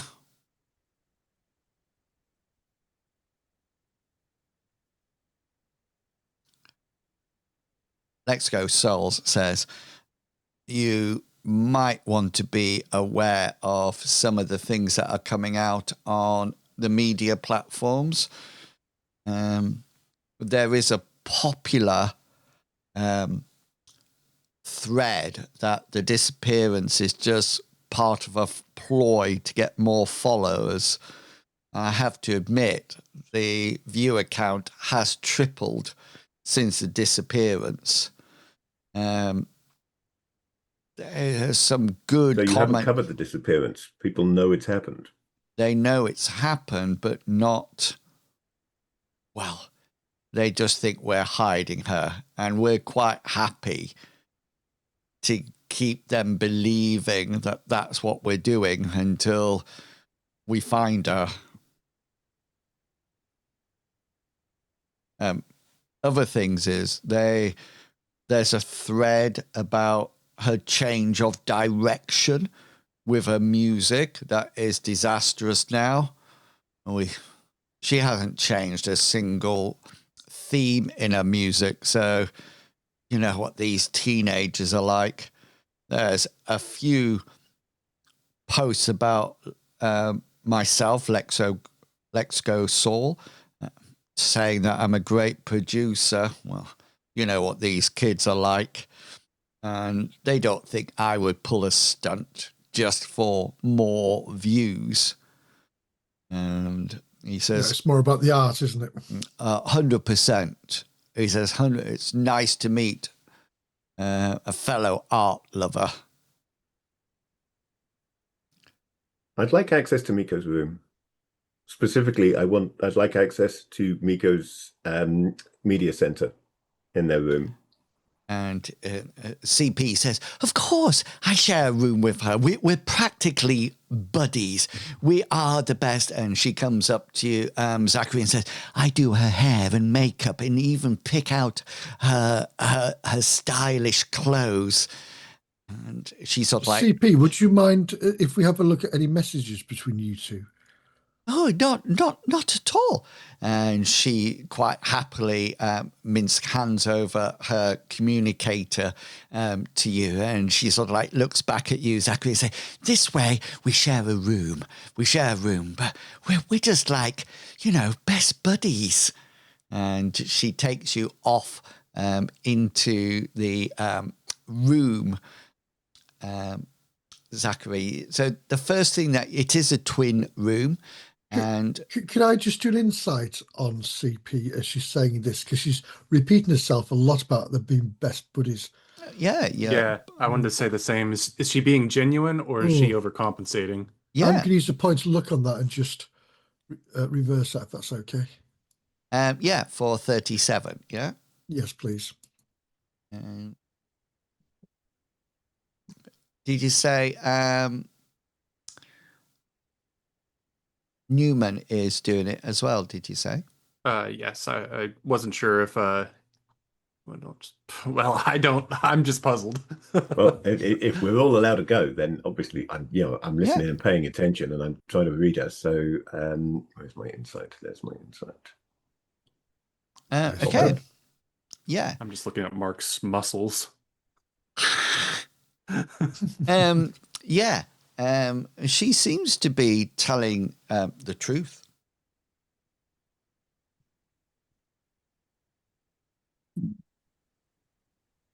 After all about as a suspect in my eyes, she could just be good at this. One thing that does happen, Minska Newman, once she's gone out of the room, Saul says to you, he says, don't take anything the kid says seriously. They used to be influencers together, but CP doesn't have the voice or the stage presence, so she quite sensibly went and became a stylist.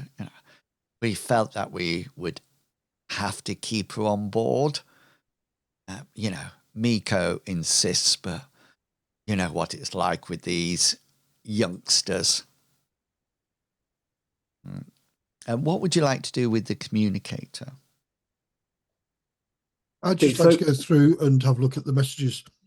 They'll have been talking to each other via text, I reckon, or that sort of thing. It seems to be quite normal girl talk.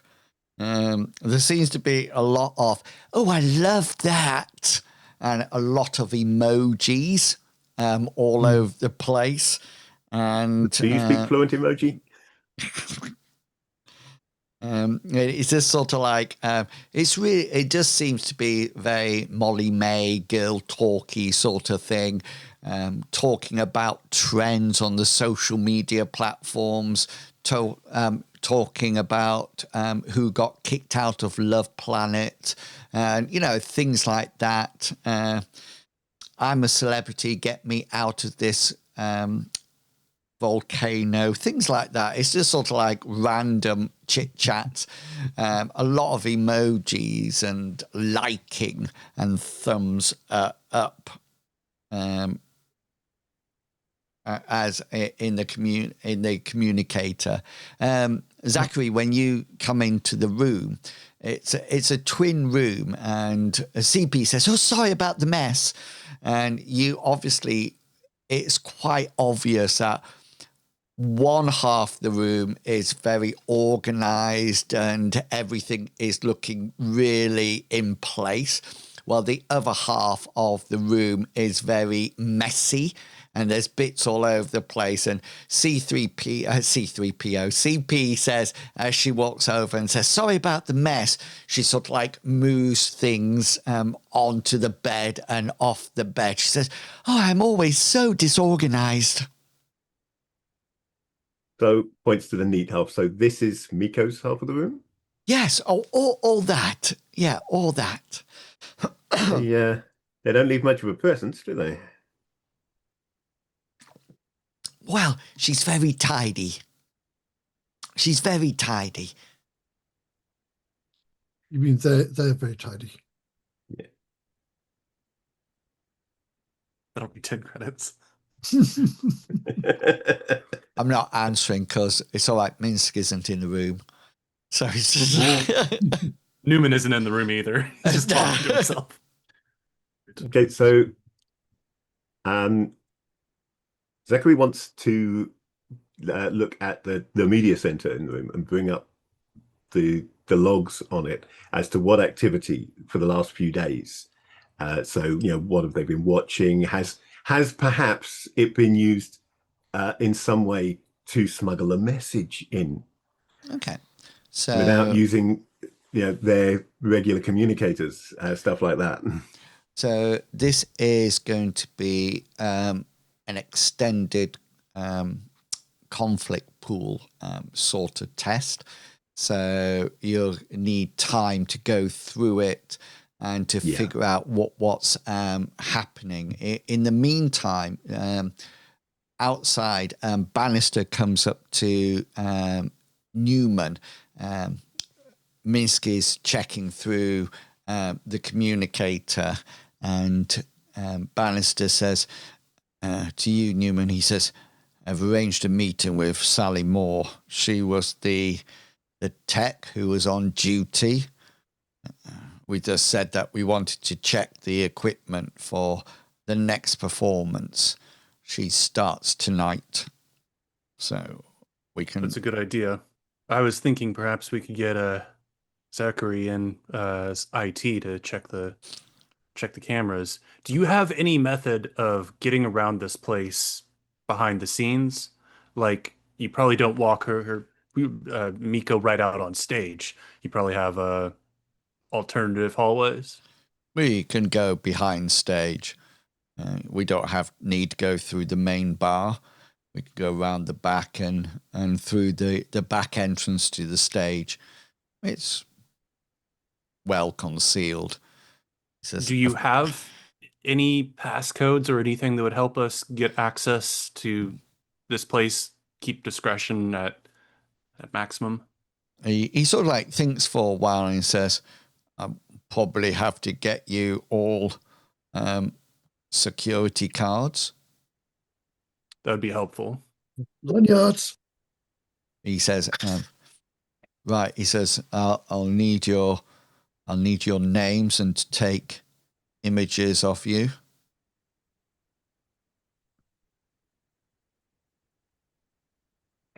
That makes sense, I think.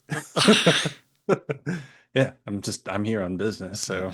And a piece of hair for DNA and future It feels a cloning. little invasive, but I've already done that for the what is it?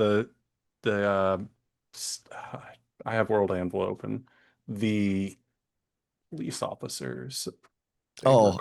Celestial Ward. Yeah, I already gave the Celestial Ward a sample. He says, "Oh, you were member of the Celestial Ward." Long ago. I'm just going to stare off into the corner of the room as if I'm having a flashback. Right.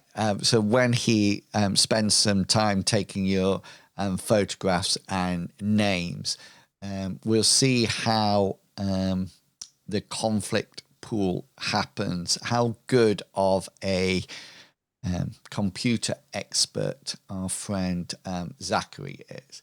So this is a normal difficulty. So your pool, Zachary, is your intelligence.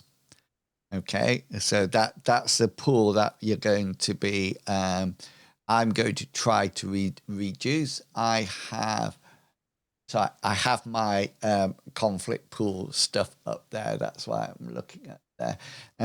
I have mine as well, all ready to go. So what happens is that you will roll your computer skill, and so will I. And then what will happen then is whoever wins the opposed roll rolls a 1d6 and takes it off their number of points. If you get to 0 before I do, then you found nothing. But if I can take you down to 0 while I still have points, then I've achieved. Yeah. Okay. Well, I may still find nothing, but I've at least know there's nothing to find then. Exactly. So, and each roll has a number of a time period. So every roll in this is going to be 10 minutes. Okay. So you need to roll your computer skill first. First 10 minutes. That is a success at 78. So I succeed as well, but your 78 beats mine 41. Better. So yes, you certainly do. So you can roll a 1d6 for me. D6. 2. Not great, but okay then. At least it's a good start. So this is 20 minutes in now. I succeed with a 39. What happens if we match? So if we both match, then you have the choice. Do you want to both roll a 1d6? Okay, so we both roll it, or do you just want to say as a draw and move on to the next 10 minutes? I'm going to stick with that being a draw because okay. The dice hate me, so you're bound to roll better than me if we both roll.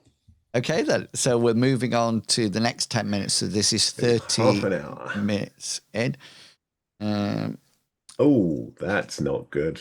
That's not good at all. It's all right. I fail mine and you fail yours unless you want to use a point of luck and reverse it to... Actually, yeah, I'm going to use a point of luck and reverse that, yes. Okay, roll a 1d6 then.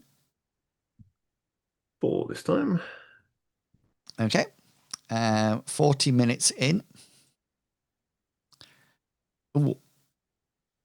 I actually get a 6, which is just not quite my critical. No, critical would have been 5. So you do win again after 40 minutes. Win. So roll your 1d6. That's another 2. Okay. So this is 50 minutes in. I am successful. You're not. So what happens now is that I get to roll. I get to roll and double my score. Mm-hmm. Okay. So just to let you know, if I'd failed and you had fumbled, I would just roll a 1d6, even though I didn't win. But because of your... Yeah. So I'm basically taking a d6 damage to my pool from my cock up and another d6 from your success. Don't forget, exactly. Don't forget to put a point in it as well. Yes. Because that goes to 90, won't it? Yeah, good point. So you take 4 points and 5 points. Okay. So this is going up to the hour now. So this is after 1 hour. I fail on that one. But you are successful. But I have succeeded. Roll a 1d6. Nice. 6. Ooh. Which takes my all the programs, all the passwords out as you gain access to the media center. What would you like to know? Be careful with your questions. I want to look primarily. I want to look for any outside interference. Yeah, anything that shouldn't be there, like somebody else maybe hacking into this and displaying through the media center something other than what Miko has actually requested. There is no sign of any hacks or malware or viruses or anything like that. None at all. In There's that sort of case, video chats. the other thing that I want to check, because I'm still suspicious of CP, is I want to get a log of what has been what has been watched, listened to, whatever. Presumably it also has games. So what kind of media is being consumed through it, so that I can then afterwards compare that to any information that we get from CP about what the two of them do when they're duty, so to speak. Miko does seem to listen to a lot of their own music. That's what's mainly on there.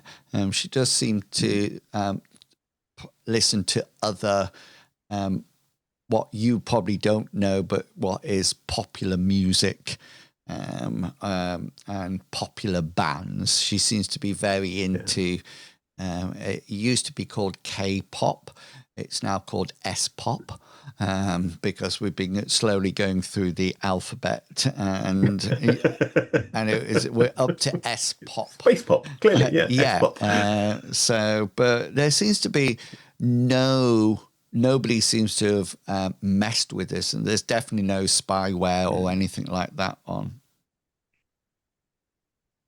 Just while Zachary is busy doing that, you've sort of like done the communicator. There's another message on there, like from like I will go through her other messages to see if there's anything out of kilter on those. Well, Looking for a message saying slip out in the middle of your set. Yeah, please kill Miko. The plan is set. You spend there seems to be a lot of friendly chat between Miko and CP. Occasionally you see Let's Go Saul saying things like, where are you? You should have been down here 10 minutes ago.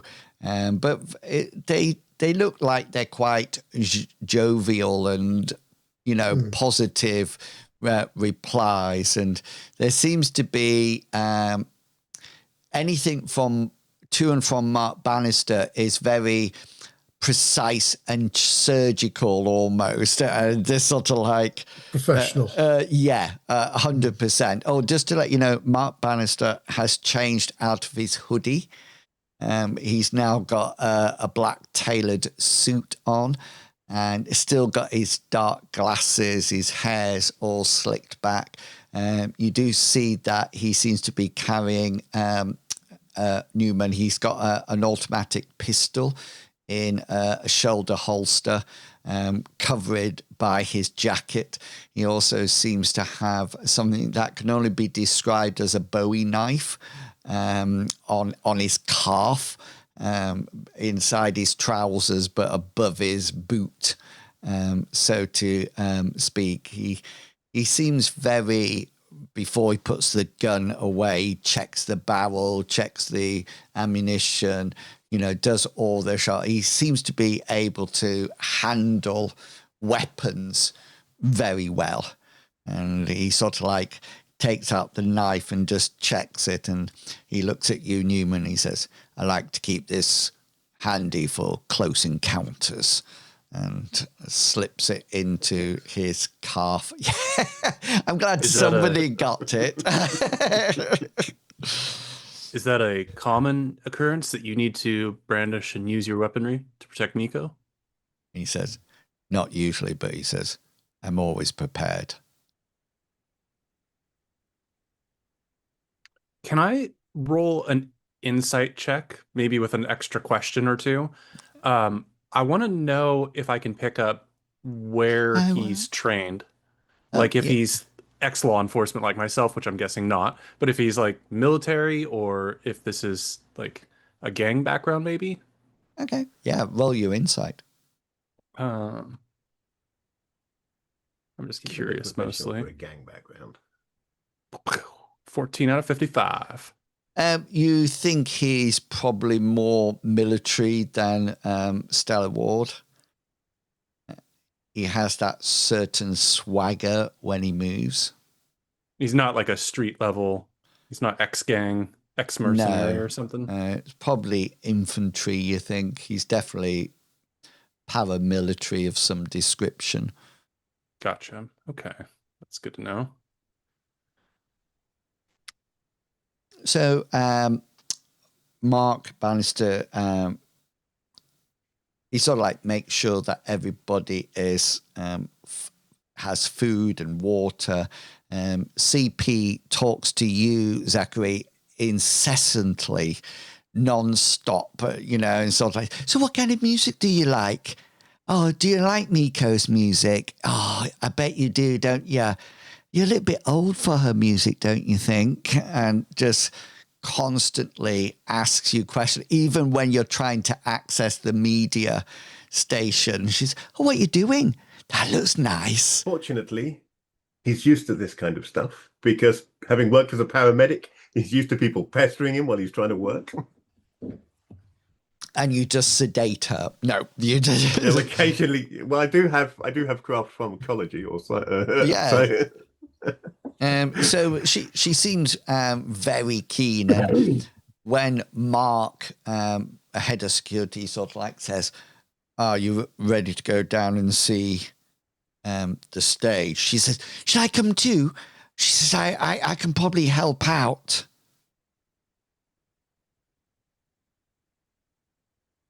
Mark Bannister seems to be waiting for you to make the I decisions. really don't think that's necessary. Do you, Captain?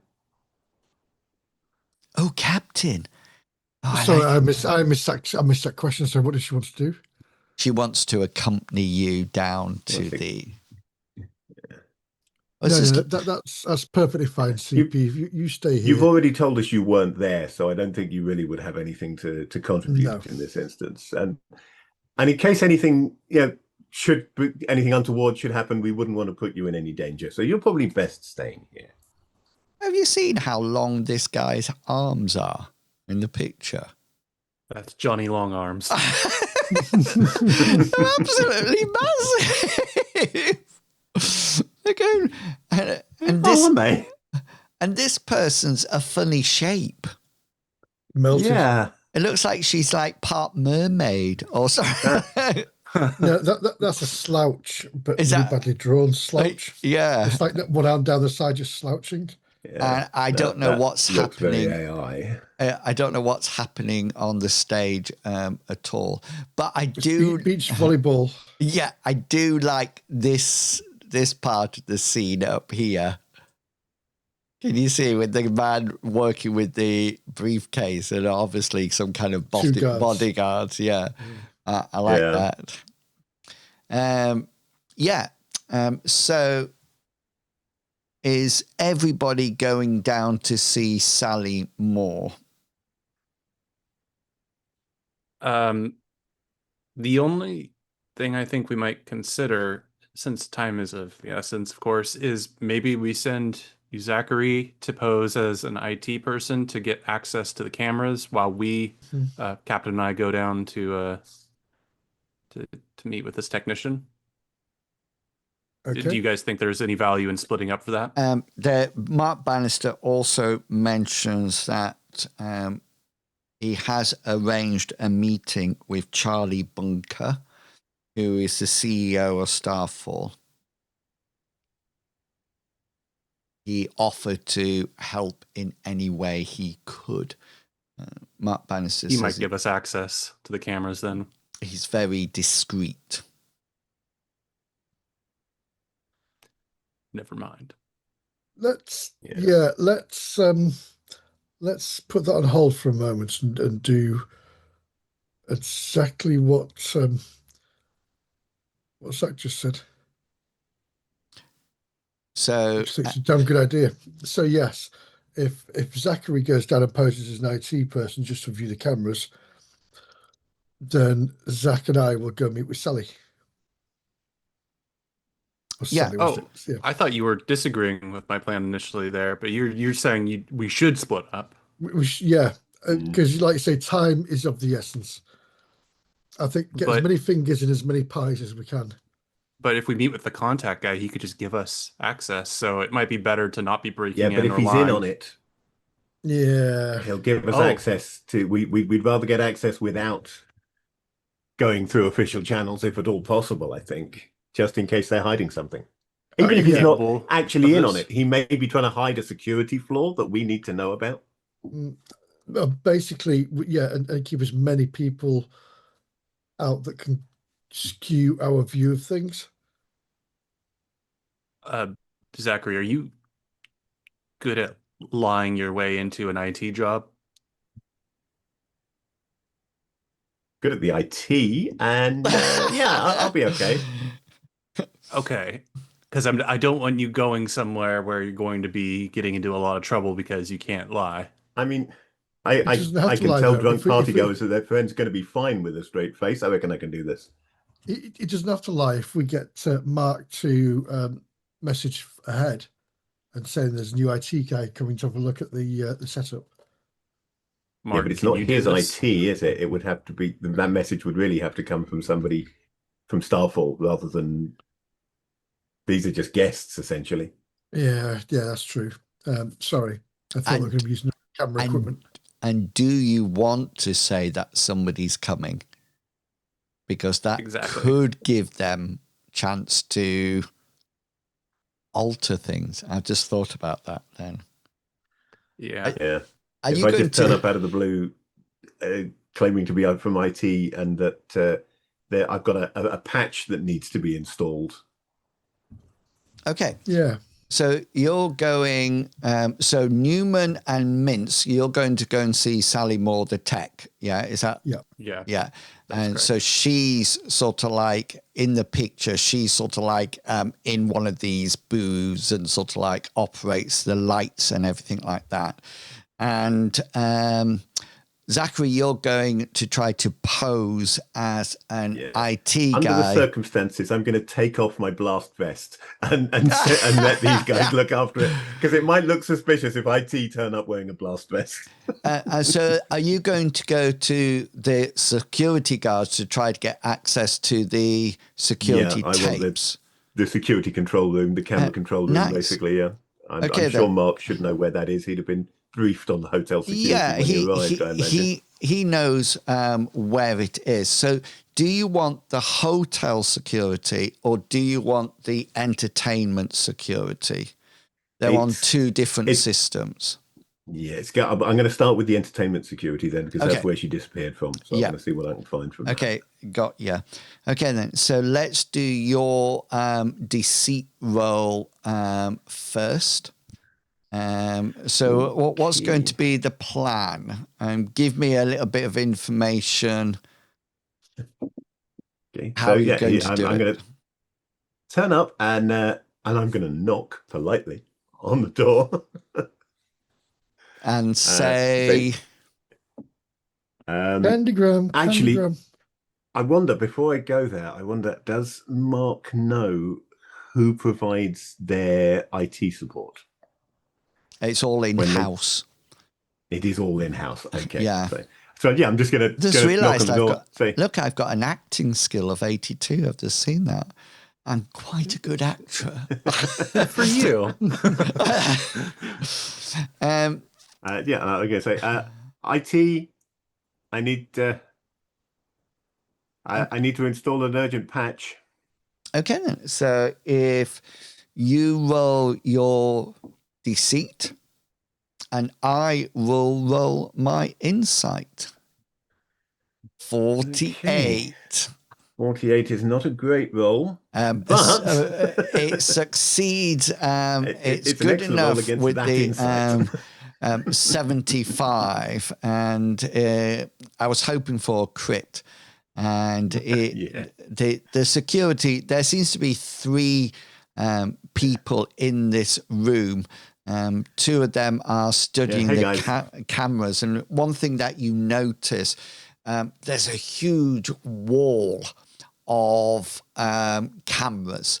It's just like a wall of monitors, and everything's sort of like clicking through every now and again, and they all seem to have little white writing down that's sort of like saying this bar. It tends to be more than just so it's and it's a multiple it's a multiple monitor setup rather than having a smaller number of monitors that flick through different cameras. Each camera has a dedicated monitor. Yeah. Just out of interest, cool. Can you find out if you've got like any thermal imaging on the cameras? I can check when I'm in the system, and then that way you'll be able to view the recording of the actual on stage in thermal. So what you got in here? You got two security guards that are watching the monitors. And then there's an extra security guard that seems to be watching a different monitor, but also has a headset on. And you think he's talking to security guards that are in the actual dome in Starfall, keeping. He's all like, guess I, please check the northwest exit. And two thugs coming in and things like that. 2 thugs heading towards Sally Moore's office. You just see Newman and Minsk go across. So what would you? I need to check over the archive structure because there's a new exploit we've just been made aware of, where if the cameras are shown a particular, it's kind of like a barcode, QR code type thing, and apparently that opens up an exploit. So I just need to do a quick search through and see whether in the last 48 hours any of your cameras have been exposed to this. Okay. So this is... Which is an excuse for me to look at the cameras for the last 48 hours, of course. So this is another conflict roll. This one's harder because of the level of security involved. Security here is going to be much better, Yeah. So which means my pool gets bigger, but so does my skill as well. So, okay then. So this is exactly the same, 10 minutes each time. So let's do a couple of rolls and then we'll switch to Newman and Minsk and see what's happening there. What's my, that one. Okay then. So, if you... Okay, but... so your pool will be your intelligence again. Okay, then. So let's do the first 10 minutes. Just need quickly to make sure of my internet connection because it's going a little bit crazy at the moment. So I just want to make sure that my Wi-Fi is connected as well as my Ethernet so that if something goes wrong, I've got double the chance of it actually working properly. Good idea. Just out of interest. Yeah. I have selected computers as one of the modules on my my Epic. Can I use that basically to get an augment on my computer skill? No, but it would give you knowledge of computers if you wanted. So whether or not that would be knowledge about... I mean, I put it there primarily so that I could have the Epic unit perform computer tasks while I'm doing something else. But I just wondered whether maybe I could use it as a database to get an augment on my skill. You can only use different skills to augment. So let's do round one. Oh, First 10 minutes. So round one, first 10 minutes is not a great roll. I mean, it's a successful roll, but it's not a good one for purposes of imposing. And not at all. I win. So your pools has gone down by hugely down. 6, and a little bead of sweat appears on your brow as you frantically you sort of glance around, and nobody noticed it, but the system is getting somewhat worried. Okay, second 10 minutes.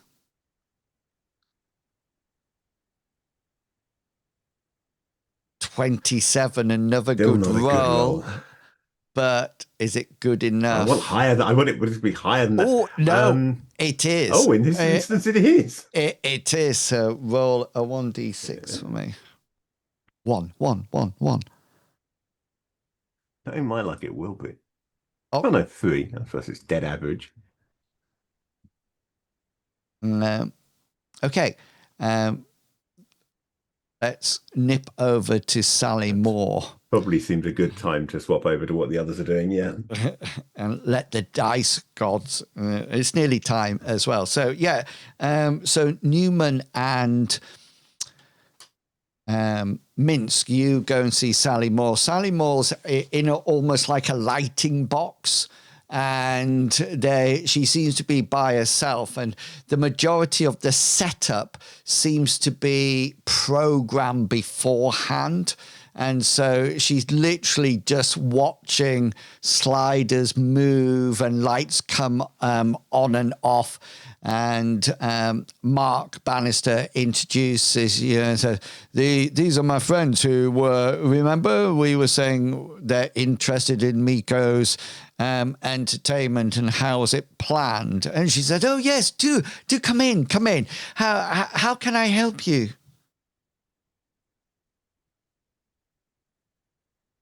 Captain, you have your mute box on. I have my mute box on, sorry. Hello, Sally. I'm James Minsk. Have you just started here, or have you been doing this for a while? Oh, no, she says 26 years, would you believe? I wouldn't believe that for a lady. You certainly look a lot younger. But anyway. Swoon. Yes. So she's a lesbian, so it doesn't go very far. It's fine. I can see that. It's fine. Don't cry, right. Captain. Don't cry. Too many in the world. Go for it. So, why did the blackout last so long? Last longer than normal? She says, do you know, Mr. James Minsk, I had the same thought. So I did some digging. Unusual in your profession? Well, she says, sometimes you have to be prepared to do some digging to see what you find out. Well, would you believe that the dead blackout was extended? It was actually extended at the computer level. Interesting. Do you have a log of who logged in to do that? Yeah, that's the most interesting thing. It was changed by a user called Director #1. Huh. And who has that username? But that's the thing. No one. Ooh. And there's something else that was really strange. It originated from inside Starfall. Interesting. Yeah. So so the actual username originated from Starfall. Well, yeah. Yes, right. So they issued it to somebody to use. It was That's fine. within our system. Nobody Right. hacked in from outside. It was actually in our own system. And nobody has that username. Director #1. And nobody came into the booth. You were in Well, the booth all the time, were you? for in my here? shift, yeah. And then there's other people, but I had to do quite a bit of digging. Okay, and I It's appreciate the work you've done there. That's wonderful work. Thank you. very strange, she says. Mm. Very strange. And I think that would be a nice time to leave it. I know, let me just write on this how much I've got left. 74 points for my extended conflict pool. Don't worry, Zachary, you've got this. You've got this. Next time we play, Hammond might be with us, and then everything will fall into place, won't it? Like a giant greasy hot dog. So the other thing is, well, what's this person doing here? Passed out. Because their legs are here, look. Well, aren't they all like, a lot of these people are plugged into these machines, like directly into their head, it looks like. Yeah, they're all So I chipped feel like in. it's like a virtual reality thing, and that guy's just passed out. Just passed out, yeah. And this person... So why'd you have dancers in it? It's all VR. Well, there's a guy on the far right with a drink. He's not looking at the dancers, but he's not plugged in, so he could look at the dancers. Yeah, and this guy here on the other side, on the left, looks like he's passed out as well. That guy there has a brother up here. And then there's this kid in the corner who's also passed out. Yeah. And then this guy looks like Batman. Oh, that is just Batman. Can you see? It's Batman. And is this the person's arms? It's okay. We don't body shame aliens with forearms. And what's happening here? That's a really big hat. Yeah, that's just fashion. And then this character and this character, Sherlock Holmes, looks very well. This guy is Where's Wally look. He's got a stripy beanie on. I'm sure it's Where's Wally. That anyway. That's beside. it is, isn't it? Yes. Yeah. So that's what I've been doing. Just spotting what's happening in the drawn picture. Right, brilliant. That brings today's session to an end. You got, just to let you know, you're a little bit behind where you should be. Because there's only 3 of us. I know, in the sense that that'll be it. is somebody checking the time in Yes, game? Okay. Because you are meant to be doing something every 3 to 4 hours. Oh, checking in with Mr. Yeah, we might be getting... Well, you've had an hour. Yeah, that went just with. We spent an hour just hacking up. Yeah, well, I assumed someone else was keeping that. To be quite honest, keeping tabs of that. We've known nothing up until this point, anyway. So, yes. Well, the clues have been there. The clues have been. This is my opening to see how well you're doing the gifted campaign. This is. This is the. What do you think? Does this say power play? Do you think? That's what it looks like it should be. Yeah. rather than Or the power place. yeah, Come on down to the power place. yeah. What does Power this plant? say? What does this say here? Can anybody? As, Warning, frenzy, uh, hazard. Sweet. Well, it's just the second word, sweet. Oh, yeah, sweet something. Sweet Hazard. house. No, not house. I I just, just I was, assume it's don't touch those transformers there. yeah, yeah. 'Cause you'll blow your hands off. Very true, very true. It's going to be a strange ending this week because we don't have Captain Kangaroo with us. But Oh, he sent me what he wants us no to way, no way. I thought if it was him, I'm sure it was going to be something about suing the BBC for $1 billion. That's what it would have been. Yeah. It's not 1 billion now. It's $1 cajillion. Exactly. That's what he would have talked about. I'm sure of it. There's some local politics I think he could make into a weird joke that would almost go over everybody's head. I never doubt him at all.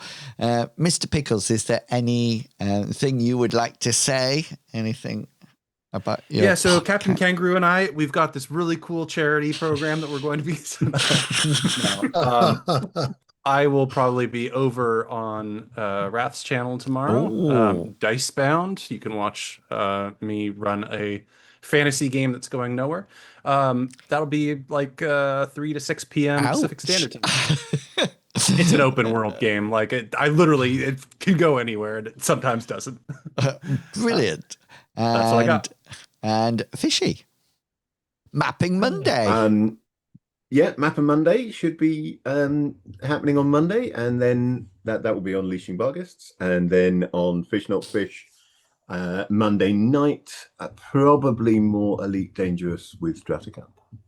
Absolutely fantastic. And Medivac, the Healing Hoover. Yes, so we're back on Monday for Shadowrun at 7 p.m. British Standard Time, whatever it's going to be. And GMT.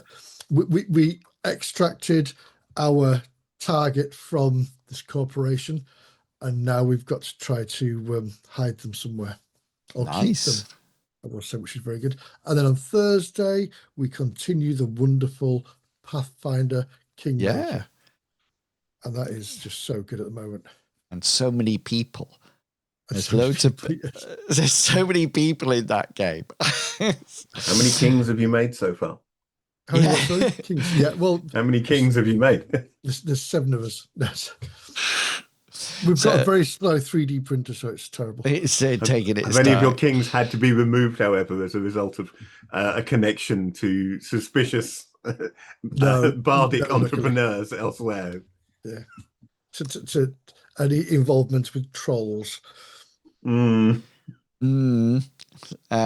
will be playing some Elder Scrolls Online tomorrow about 1 o'clock, starting about 1 o'clock.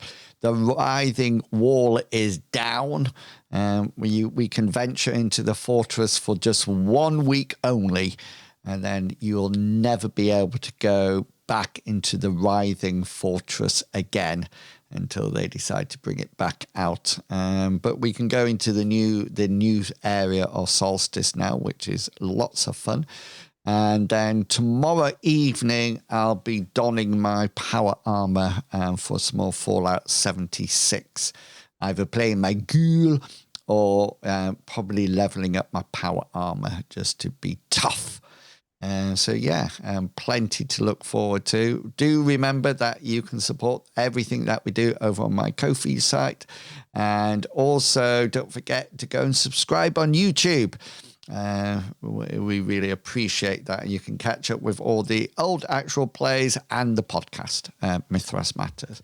So until next time, look after yourself, everybody. And it's goodbye from me. Goodbye. And it's goodbye from them. Goodbye. Bye. It seems really sad with no No kangaroo making noises. It is. I have had the most relaxed gaming